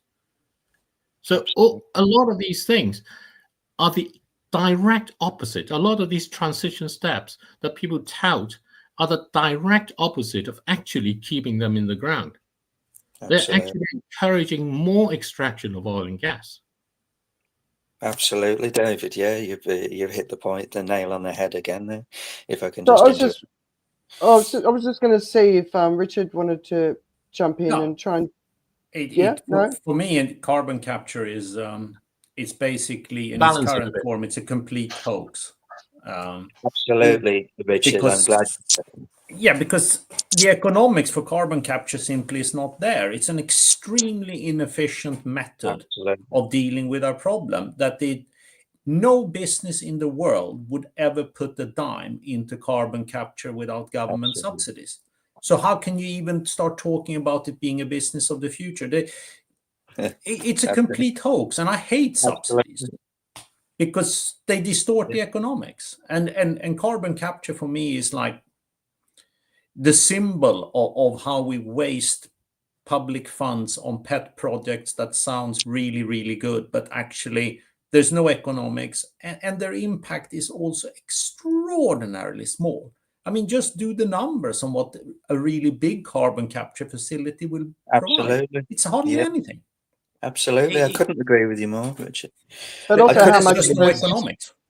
how much energy those actual facilities use is extraordinary. It is, Andrea. There's very simple ways to see this. So, you take a piece of paper, and you've got that piece of paper, and you tear it up into tiny little bits. And then you go throw it up in the air, and it falls on the ground. And then you go along and you say, okay, let me go and pick it all back up. So think about the energy expanding, bending up and down, picking up all the tiny bits of paper along. That's what carbon capture means. Versus, just don't tear up the piece of paper and don't chuck it about. Which one? If you've got a bad back, it's even worse, right? Yeah.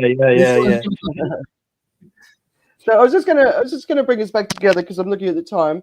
So the other side of it is because I still think we can simplify this message for people even more, but I think probably the best way to because when I'm listening, there's a lot of people out there that believe we've already gone too far and collapse is inevitable. And when we were saying about people don't want pain's inevitable. You know, and there's other people that have sort of got the hopium, you know, we can do it. And there's a report came out that if we stop polluting, the temperatures will stop going up. And it just doesn't, from a lot, because a lot of this is logic, right? And I think that's the frustrating thing about it all. It's there's just, if we're taking too much, eventually it runs out, right? You know, it's logic, right? Yeah.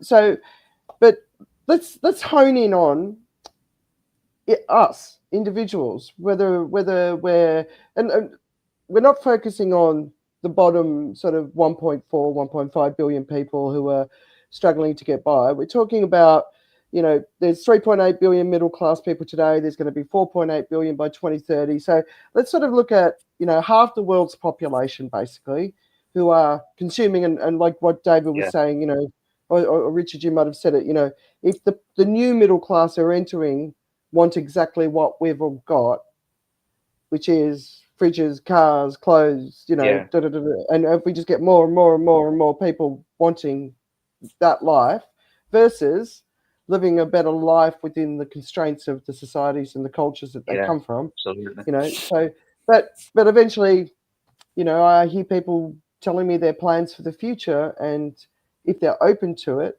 I say, well, have you thought about this, you know, what's sea level rise looking? You know, they're talking about somewhere they want to retire at. What's the sea level rise looking? What's the temperature looking like? What extreme weather events have happened there in the last couple of years and the last couple of decades? You know, all of them people talk about pensions. I'm like, are you sure you're even going to have a pension? You know, or is it going to get wiped out by all of this becoming worse and worse? So just you David and Richard, you guys are the experts here. What can we share with people? Because I know it's a tough subject, but I mean it is. It's a really tough subject. But you know, if we're going to be realistic about the situation we're in, what can we share to help people understand what this really means, and if it keeps going the way it's going, well, how it's going to impact people individually in their own pockets? Who wants to? I think I'd summarize it. Or actually, maybe I should have Richard go first. No, you go. I'm happy to come back later. I think it all starts with honesty. Put it that way. Yeah. You want to carry on? No, you go. So I would say that you don't get scared by the reality. You know, that's what honesty is about. Facing up to the honesty of what it is, because that's what it is. So don't get scared by it. Appreciate that nature always thrives. Over all of Earth's history along, you know, just go through and watch the Richard Attenborough videos and scenes and whatever it is. Yeah, absolutely. Go out and have a look in the spaces around and just watch. Nature always thrives. So, and ask, do you want to be a part of that nature? Absolutely. And if you do, think about what economics at nature's pace means for you. How can say that again? Economics at nature's pace is what you just said, right? Yes. So think about how your economics would be if you allow it to be at nature's pace. So actually, I think. Sorry, David. Please carry on. I was just going to add something there. Yeah, I was just going to add something there, David. Sorry, Andrea, but I just felt it vitally important, just for a second, if I may.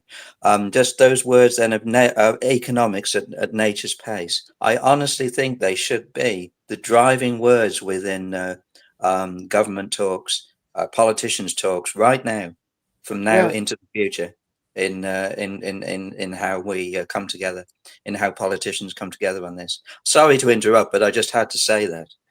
It's but obviously, David, you've got a line that you can use, turn it into a meme, because it just you know, sometimes it just is a sentence is just profound. It has an impact. It is, Andrea. Yeah, absolutely, totally. That's why I interrupted. Then I apologise then for that. So yeah. Sorry, David. Please carry on. Great idea, actually. So help to create the memes, economics of nature's pace, because that's what it is. Basically, you know, the challenges we are facing and all of those things is about appreciating how we can live our economics at nature's pace. It is. And always thrives. Yeah, nature's a very tough cookie at the end of the day. As yeah. I've always said before, physics will have the deciding hand. Physics entwined with nature. Nature's a very powerful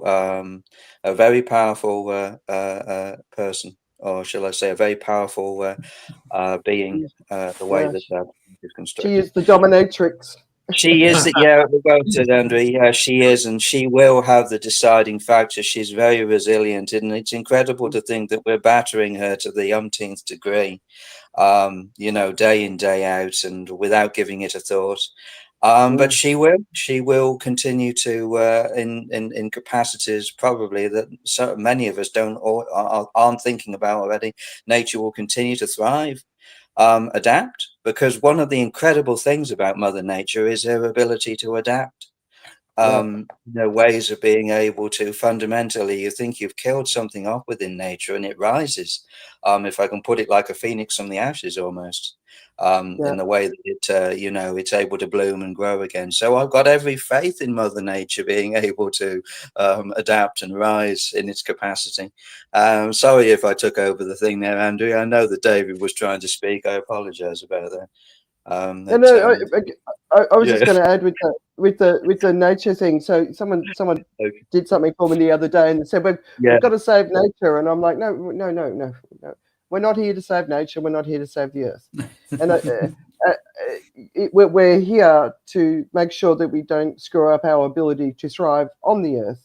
That's basically what we're doing, right? And when I think of Mother Nature and the Earth Mother, she's baked before, she's bubbled and boiled, and then she's gotten green, and all sorts of life flourished, and then it didn't. And meteors struck and all sorts of things, and her time scale is so different to our time scale, right? And I think that's another thing that some of the David Attenborough things that they show slow motion of a plant, and wow, and it's a branch that sort of flicks off and wraps around something and then grows and overtakes. But we're not here to save nature.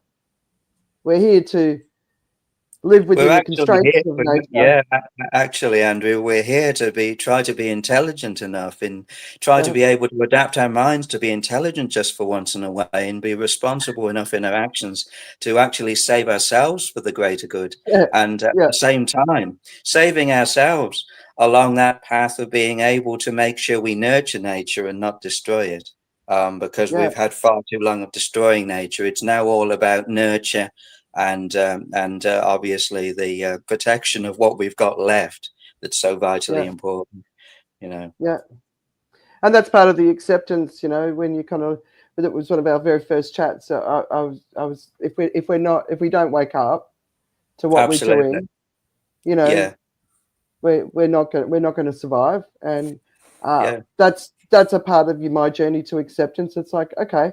And I remember hearing some academic research. It was only on a podcast. I've never been able to find it.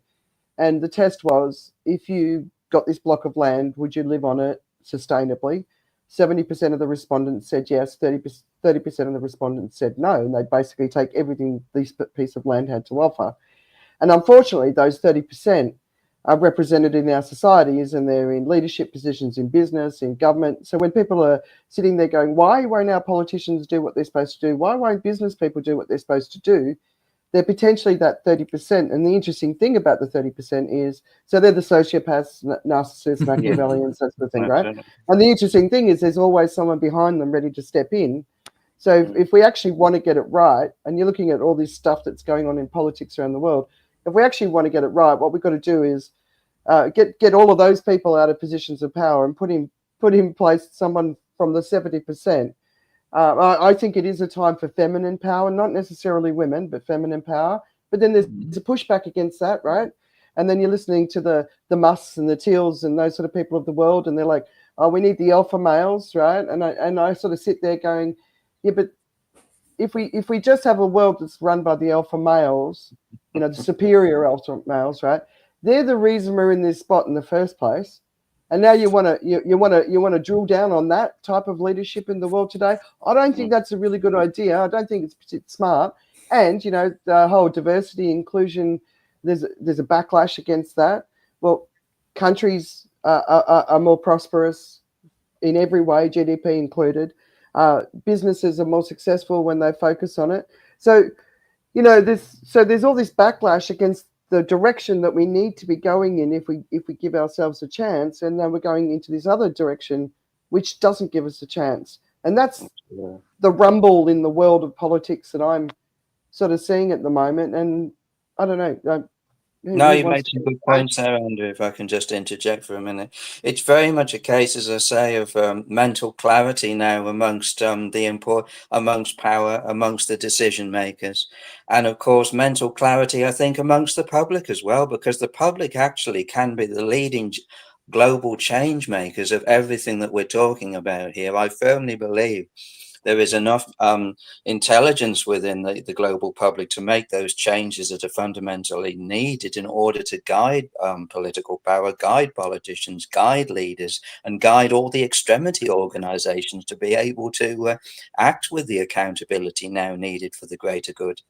Obviously, finances play that vital part, but also it's also about the clarity of mind to be able to make the choices for the greater good.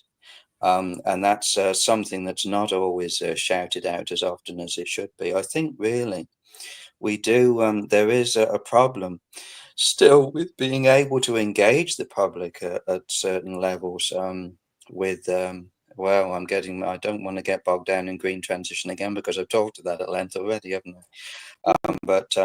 I think we need to definitely have a clarity, and we need to have mindset and adapt. You know, I go.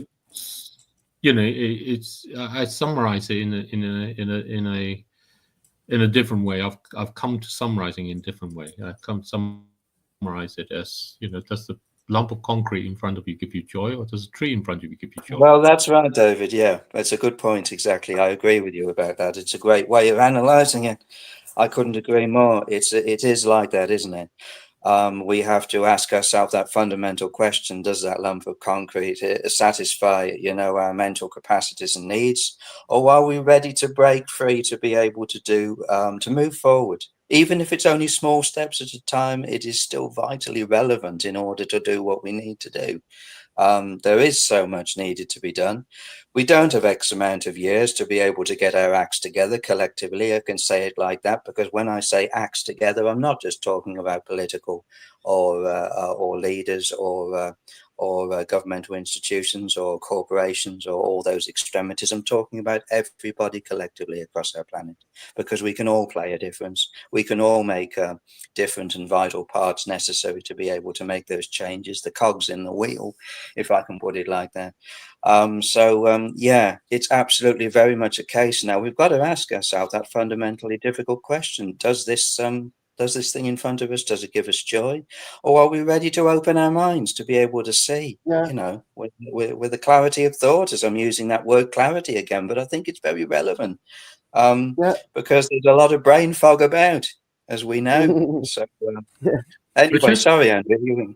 Richard, sorry, Richard. Yeah, no, I was going to say, all right, Richard, I'm gonna put you on the big screen. Here we go. Yeah, well, it's so let's talk about the honesty argument. I think it sits at the heart of it all, and you commented on the alpha male versus feminine power. I think it's possibly for me a bit more profound than that. I generally think women are better leaders than men because they tend to think about issues a little bit differently. And that means they're more apt at leading from the top than men who are perhaps driven by other emotions. Absolutely. However, what I would want to see, and I think, and we've spoken about this many times before, I think the world is ready for leaders who are prepared to tell the truth to the electorate or the organization they're in charge of. It's been a really tough sell to tell people you possibly will be worse off financially. I think it will happen.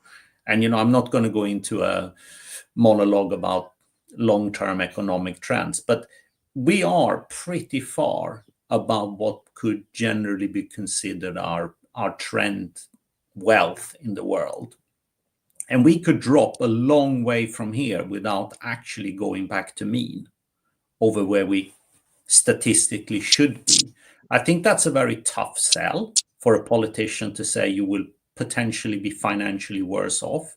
However, when you look today, global stock markets are pretty much at all-time highs everywhere. Global property prices are pretty much at all-time high everywhere. And still, when you see confidence data being published, people are not that confident. So there is something out there that is telling a vast majority of us that things are not right, despite the kind of optical illusion of us never ever having been richer than we are today. And I think part of it is debt. A huge amount of this wealth is backed by debt that actually is not net wealth, but on the margin being borrowed against. But there is also another sense. And, you know, we've touched now on the necessity of joy for you to feel good about yourself. And I think that element is essentially what makes people much less confident. They are somewhat fearful and apprehensive about the future, but most of all, you need to ask yourself, are you actually happy in this environment of having more perceived wealth than ever before? And I don't think that's the case. I would agree about that, Richard. Yeah, some very good points from you there. I thank you for saying. Sorry, I'm interrupting. I don't mean to. I apologize. So were you going to speak there, Andrea? I'm not sure. I just want to add to Richard is, you know, the reason in a sense, you know, there's this idea of a balance sheet, you know, kind of your income one side, expenses the other kind of thing. This is sort of like two sides to the thing. And the reason why it's not working is because our costs and expenses are going up. And so your wealth, which is what the stock markets and people and kind of the conventional sort of view of economics goes along and says, you know, this is, as long as this increases, it's great. The role of governments has always been about trying to somehow make sure that we don't get the recessions, we don't get the times when we don't get the drop in wealth in that way. And central banks were supposed to keep check on the prices of things. So that's kind of how it works in that big way. But central banks can't stop rivers from drying out. Believe it or not, they really can't. I mean, you know, you may think that they've got great power, but they actually can't stop rivers from drying out. And so what happens is that the cost of moving things around, the cost of growing things, and the cost of everything else goes up. They also can't stop hurricanes from coming. And that, again, I think people don't realize is that actually central banks can't actually stop hurricanes from coming, and nor can governments in that way. So all that they can do is they can inflate everything along in this sort of fictitious economy where wealth can keep growing. And as long as we can try and keep that growing faster than keep expenses growing, then we have this illusion, this sense that everything is going okay. But what that does is it bloats everything up. It drives everything to be more bloated. We need more resources, more extraction. Then more efforts needs to be come in to try and make sure that everything stays balanced. In the past, it's been about, you know, this industry shouldn't do this, that industry shouldn't do that. And that's kind of how the long regulations come in, a bit like that. But regulations, amazingly and quite tragically, you know, also cannot stop the floods from pushing all the cars down the roads and piling them up in those ways, which I think may come as a shock to people because, you know, governments can't stop and central banks can't stop the storms and the droughts, and regulations can't stop the floods. Absolutely. And those are the things that are happening, and they're outside of our system of governance. Absolutely, and they David, yes. Increasing the cost so that it doesn't matter if you think your pension statement is increasing, you're not meeting your costs. And that's how economy collapses. That's how economy fails. Absolutely. Yeah. And it's not that failing. Can I ask you guys a question? Because this is one of those questions I ask on a regular basis that I've never found an answer to. Who's the person or people that is supposed to be responsible for asking the question, is this a good idea? You know, is it a good idea to go from 1 million fridges to 1 billion fridges on the planet? Is it a good idea to double the amount of cars that we have in available? Well, I would imagine, Andrea, Andrea, if I can just interject there for a minute, if it's all right to, without interrupting anyone. I would imagine that is probably a territory, I would think, of partly to do with economists and the extremities of the think tanks. I would imagine that are the one of the arms of governmental policy deciding and governmental talks. I would think that there's obviously I think, if I'm right in saying that, there's probably actually institutions that are then their daily work is asking such questions. If I'm right in saying, I'm sure I am, about such matters. And I think that talks of this length, there are definitely various extremities of institutional people that are actually paid, as I said, think tanks, I call them. I guess they are really, that are devoted to talking about whether this is good for the greater good of X amount of people within societies, and so forth and so forth. Yeah. I mean, we know the club of Rome obviously raised the point, but it's like every country on the planet. It's sort of everyone's going to town. Is artificial intelligence a good idea? We kind of. Well, that's another melting it's pot. here, and that's another melting pot, isn't it? Artificial intelligence, because there will be that brigade of people to a certain level that will hold their hands up in horror and say, artificial intelligence, my God, it's a step too far. You do get those people who are like that. But at the same time, I think we have to understand that we've been given these technological procedures, if I can put it like that, to be able to explore them. The fact that they're actually there enables us to be able to maybe move forward and surprise ourselves with the discussions that we have on artificial intelligence. I think there are levels of it that can be extremely useful within our societies. But of course, I guess it can come to that extent that if you over artificial intelligence civilizations, I couldn't get that word out for a minute. If you overdo that on a capacity, I guess you can be somewhat in trouble with the way that you've implemented an intelligence procedure that can possibly take over human procedure so much in the entirety that it ends up finishing off humans to a certain extent. I don't want to sound ridiculous, but I'm just banding thoughts around in my mind in terms of the levels of how far we could go with artificial intelligence. It's always fascinating to see, because there's so much of artificial intelligent capability that's still being invented across our planet, and I suppose has been realistically, artificial intelligence has been part of our societies for many decades now, hasn't it?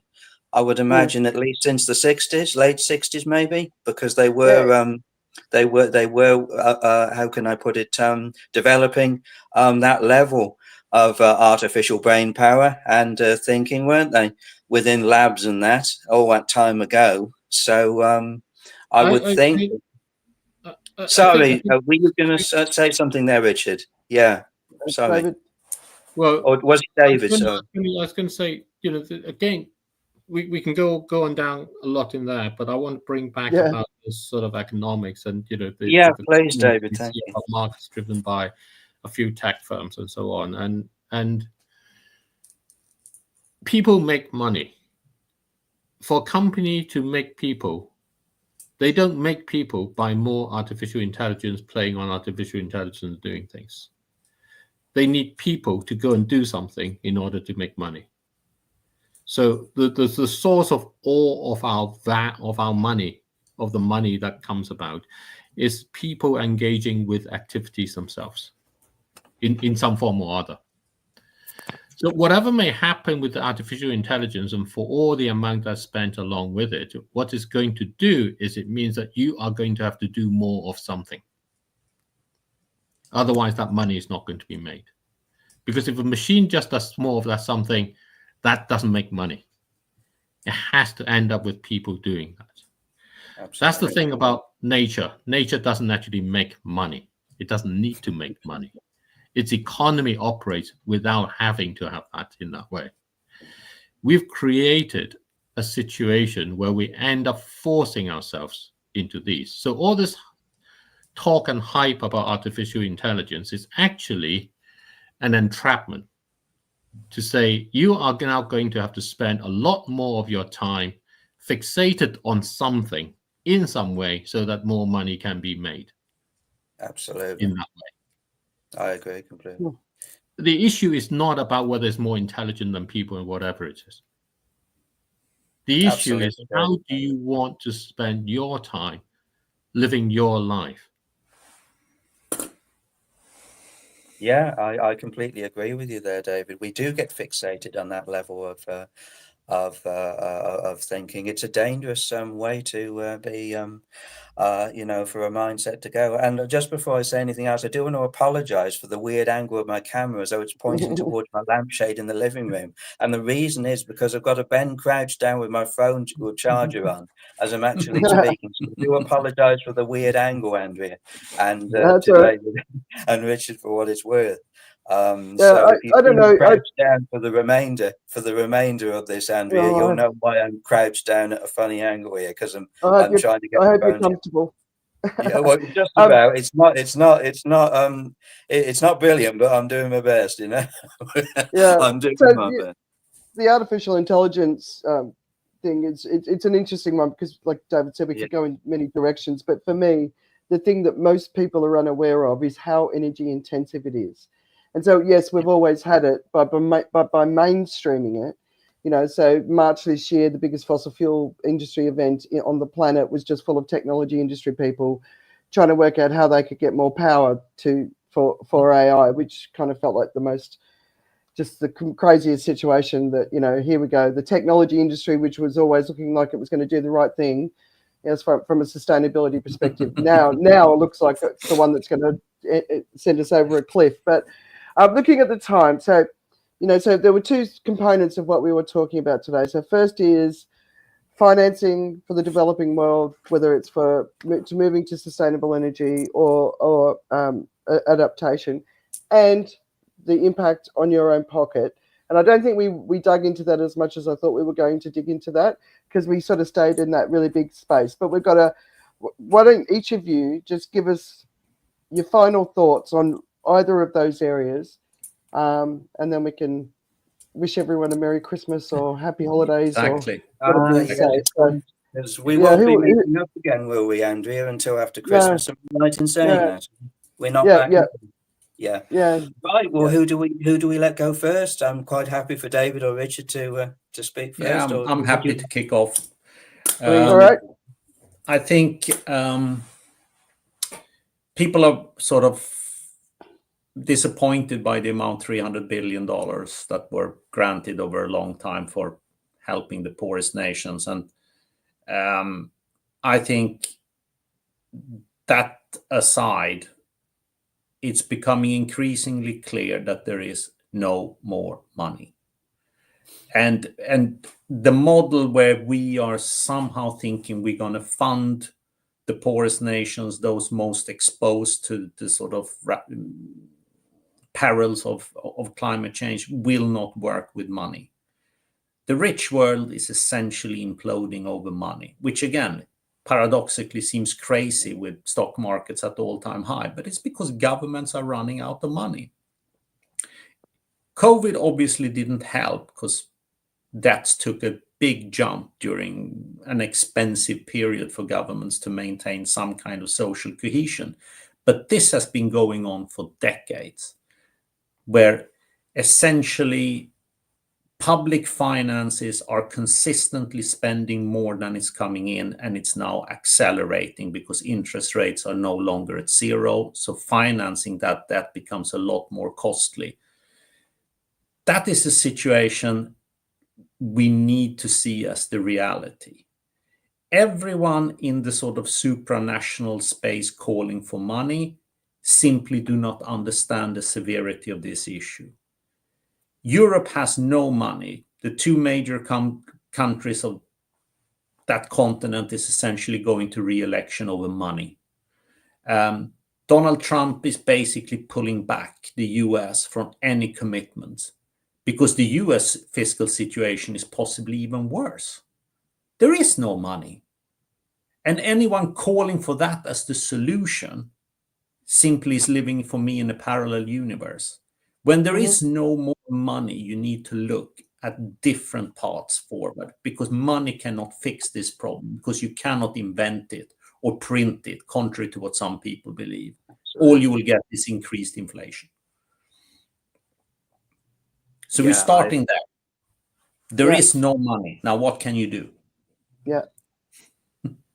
I'd like to take it to a personal thing. And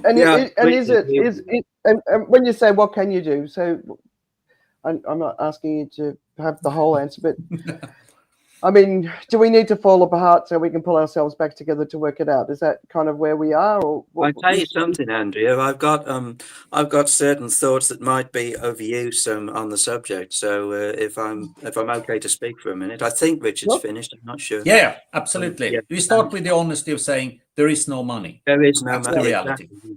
Now, you see, this is something that the reality hasn't actually got into the mindsets of all those activists at that COP29, because they're shouting and shrieking at the tops of their voices about we need more money. We're not accepting billions. We want trillions. But the reality is, as you've just said, Richard, you can't print money indefinitely, expect it to be there. It's not going to happen. So I think fundamentally now we have to shift the paradigm, if I can put it like that, completely, on how we fundamentally address this. I know I've said this before, and I firmly believe this is one particular context that needs to be taken on board, that when you think of the millions and trillions in fossil fuel subsidies that's still being allowed, that level of money should be severed in any subsidies for fossil fuel companies completely as of this moment. That is one way of being able to bring much needed capital and money into the situation for the extremities and those vital situations that now need to be accounted for globally that we've been talking about. Robert, can I just raise a point on that? Please do, Andrea. Yeah, thank you. The subsidies conversation, I always find it's a very confusing one. Yeah. So my understanding of subsidies is it's actually subsidizing the cost of fossil fuels actually at the pump. So anytime a country reduces its subsidies, it means that the fossil fuels are going to cost the individual more, which means it's going to cost more for them to drive. And that's always the starting point of revolutions in countries. So taking subsidies out, while everyone talks about it a lot, is it actually potential for revolution anyway? So it's not a good idea. I don't know. It's a very fine line, to be honest with you, an incredibly fine line. And so it's not going to the fossil fuel companies, it's going to the pockets of the people. I think that is the basis for the revolution. I say let the revolution come. Yeah, I don't have a problem with that. You can't do that. You can't go along and make people's lives worse than they are. Of course not. No. Because most of the people, you look around at the world today, and the developed countries have the luxury of being able to cut down their emissions, and they're making some progress in that. Obviously, no country is making as fast progress as people would like, but the increase in the use of oil and gas and coal is coming from the countries that are needing to develop and wanting to develop, and there is a mentality about what development actually means. In those places, every time that there have been subsidies, there have been deaths. In cuts in subsidies and reduction in subsidies, there have been violent deaths, there have been violent demonstrations, there have been changes to the governments that you're going to get along, and that will not change. These are locked in aspects. The thing I was trying to point out to, the money that people are looking at, the top 2,000 companies in the world has an annual revenue of over $50 trillion. Just think of that, okay? That's the money everybody is spending. If you put it through governments in form of taxes, governments have their mandate, which are driven by the electoral situation, which then has to go to fulfilling their individual national needs first. People can help and direct that money more directly into the things that they feel they may help. And the best way to do that is to put an extra step in there, lock in the oil and gas and coal in the ground. So let me give you an example. Colombia loves football. It's a great, fantastic thing. The Chinese people love football. I don't know if you've seen the Village Super League, the clips of the Village Super League. Absolutely amazing, fascinating stuff. Huge amount of money is spent by individuals supporting football alone. So Colombia has signed on to the Fossil Fuel Non-Proliferation Treaty. It's desperately trying not to use oil, gas, and coal and carry on, but it's the largest exporter of coal in Latin America. So how about going to the environment minister, who's very advocate, very loud voice during COP29 about how there needs to be a transition and the money needs to come somewhere, and say, why don't you work on our behalf with the Colombian government, who are the people who ultimately get the royalties from the coal that's extracted, and say, of the 50 years of production left, we're going to start chipping at the end of it. And the money that comes from our football fans in from Colombia into the country in that way goes back to the community for them to figure out how they can best not need that export, create new exports that they can have in that time. Just that one loop. The money is there in that way. It's in the money we are all spending each day. We just don't think that we have the collective power to direct it, and we don't think about directing it at the coal and the oil and the gas that's still in the ground. We keep talking about the stuff that's being dug out. Absolutely. The stuff that's being dug out is being dug out. If you take it away, 82% of all energy comes from oil, gas, and coal. You're going to kill someone. Absolutely. It's anticipating that future of saying, actually put it into the stuff that's not come out yet, so that can be kept in the ground. But use that as a way to circulate that money back into the projects that makes it not necessary to keep it out. Allow the people to allow the economics to emerge from there, rather than trying to get governments to get huge plans. You take a look at the big plan for renewable energy. They're all massive grid projects. For most of the places in the world which needs developing, that is about the most expensive way of getting energy to people, like the comment before about Uganda and the refugee camp. You don't need a massive electric grid project for them to cook. What you need is a little bit of a solar cooker to do that. Places need water. Chile in 1874, that's what, 150 years ago, were able to produce 23,000 liters of water by distillation using the sun and bits of glass. That technology and materials are available almost everywhere in the world by people in middle school to do. And you know what? It needed about 70 by 70 meters area to do it. And you can chop that up into any size. So your household can produce it for themselves in that way. And when you do that, you improve knowledge of how to use technology. You turn your school lessons from being about how to get into Harvard and MIT to being about how you actually make food and water for yourself. Yeah, some very good points there, David. I completely agree with you. So let me come back with my tip. My tip, which is what I've been doing over the past year, is go and plant something in your house. Take the seed from the fruit and vegetable that you eat. Stick them in the bowl, into a cup, put a bit of water on it, just keep it from, until it germinates a bit. Get a pot, something, plant it, see what happens. What I found is celery grows back from the bit that's there. So I buy from supermarket, there's no root attached. I just chop the top of it off, and the last little bit of it, put it on the dish. Eventually new roots come out, I stick it in, and they grow back out. I didn't know that.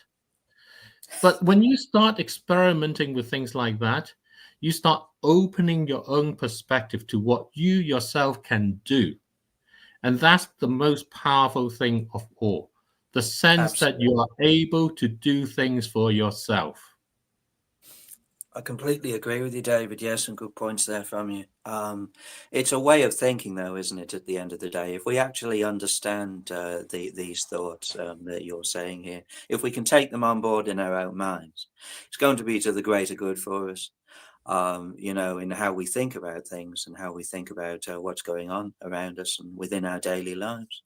We don't want to be hurting ourselves, as we've mentioned already within the context of the conversations that we've had here today. But we do have to shift our minds to be able to mentally cope in the right ways and to be able to think with, as I said, with an openness of thought. That is lacking in the way that we come to our conclusions about things.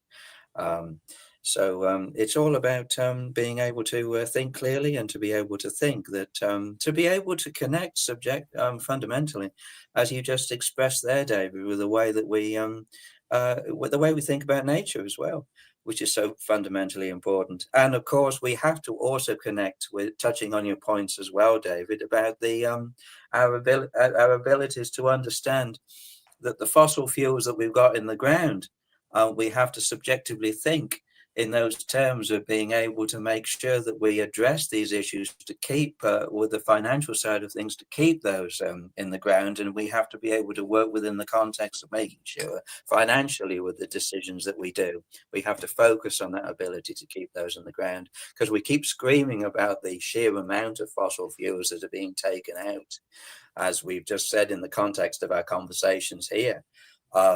But we do fundamentally need to see that we need to shift our mindsets in the way that we think about this issue with fossil fuels. If we can do that, I think we can make fundamental progress on that issue, if I can say that.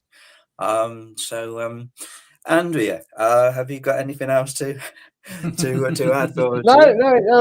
I mean, I think I'm moving around because I'm trying to bend down. No, it's okay. No, it's such a big conversation that we're having here, right? But if you actually listen, it's massive, there's some really basic messages that are coming through, right? We're at a crisis point. We are continuing with business as usual, and we've added 18% sustainable energy to the grid, but we're actually, that's just more energy. So we're still living the way we've always lived, and that's fundamentally what we've got to really be thinking about changing. And it's the business as usual that's the problem. We can't have a sustainable future if we continue having the same way that we're living today. And I don't think people are kind of making that connection. I think from an economics point of view, people should be thinking about, what does it mean to me? What does it mean to my future plans? What does it mean, if you own a property, like I don't know what the place that was in the UK or in Wales that was flooded for the third time this year. It could be the first abandoned town in the UK, right? I mean, those places are everywhere. All of those McHousing estates across Australia and America that have been built in floodplains. There's going to be more moisture in the air. There's going to be more floods, right? So, I just keep saying it. Just pay attention to what's going to impact you, right? You've got to. I mean, it's in your own interest, and people don't want to face into this. But then I always say to people, at least understand the risks to yourself personally, and then start thinking about, what does it mean to me? What do I need to do about it? Absolutely. You see, the thing is, it's all about mentality of thought again, Andrew, about people actually thinking about how they're going to be able to address these issues for the greater good of not just themselves and their families, but for their communities as well. Because we're talking about, we've seen this. Even this year, 2024, those floods that have decimated communities in Spain.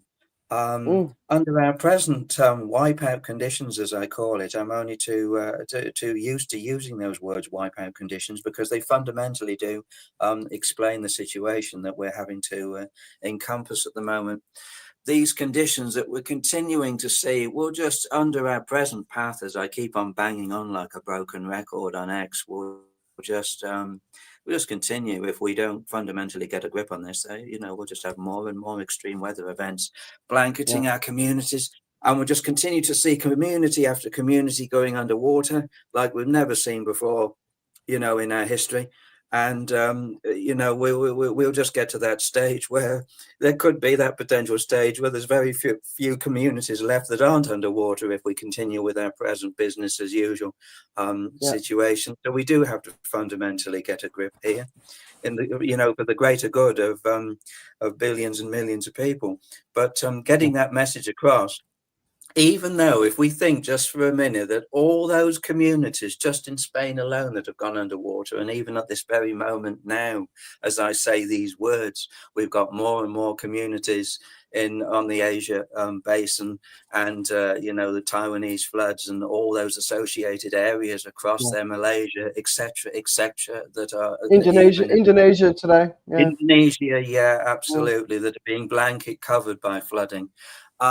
Even though we have this level of collapse, we are still not changing our ways. So I'm continually asking myself every single day, to be honest with you, just how much collapse of our communities will it take before we finally understand we have to change our whole mindsets on how we continue to live our lives here?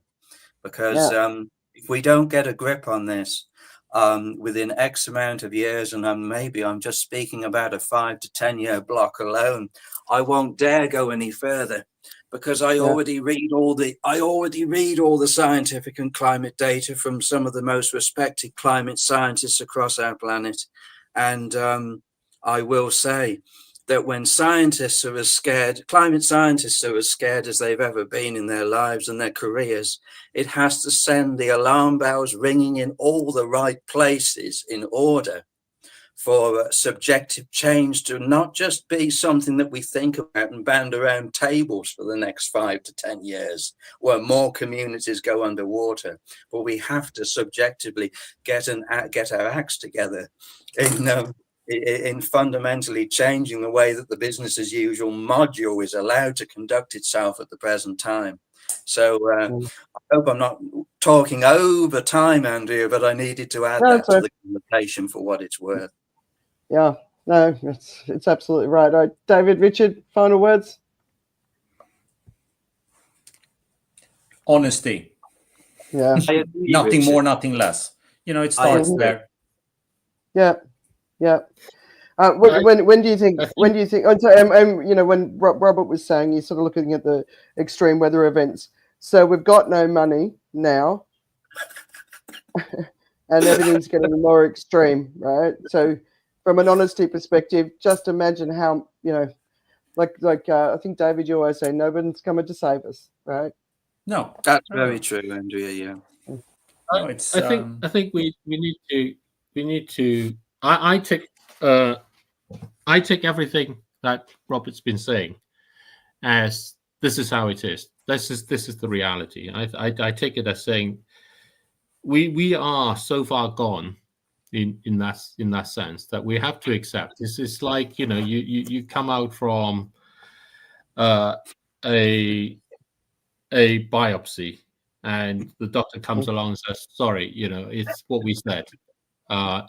You kind of have to take it as saying, okay, that's what it is. That's the honesty, that's the truth. Accept that. And then what we need to do is to start asking, how are we there for each other? How do we thrive? I think it's very important that at this point we are no longer fighting the battle that was 30 years ago. Absolutely. Which is, how do we avoid it? That's it. The goalposts have changed beyond. Yes, here we are. This is it. That's the honesty. So how are we here for each other? How do we thrive? Yeah. And that has to accept, what do we have around us? Just look around. In what way do we do that? The smile to our neighbor, that's important. Yeah. For whatever it was. You obviously don't know my neighbor, but okay. Yeah. Well, I'd leave it there then.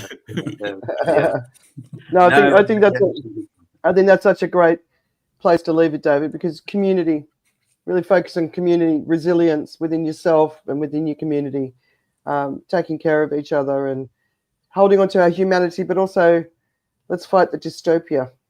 Absolutely, Andrea. I completely agree with you about that. Communities are vital kingpins of the way that we can continue to keep ourselves gelled together, in a crisis that so many of us have had no, if I can put that, no hand in. So yeah, it's vital we work together, we think together, we must unite together, we must strive together, and we must implement together as well. Yeah. If I can add those final words to it. Yeah, and don't let the 30% take us over the edge, right? The 70, yeah, you're not 70%. Yeah, the 70% need to rise and sort of take back the reins. Yeah, absolutely. We can do it. All right, so for everyone celebrating, Merry Christmas. We're going to be back sometime in February. Really appreciate everyone who's been checking in the comments. A little bit quieter today because I think we're having a little bit more of a serious conversation, but we really appreciate everyone checking in. And Robert, thank you so much for joining us. Really appreciate it. It's a pleasure always. And Richard and David as well. Thank you. Yeah. And we'll see you guys in the new year. Happy New Year. Indeed. Happy Christmas, everyone, and a happy New Year to you all. Happy Christmas. See you in 2025.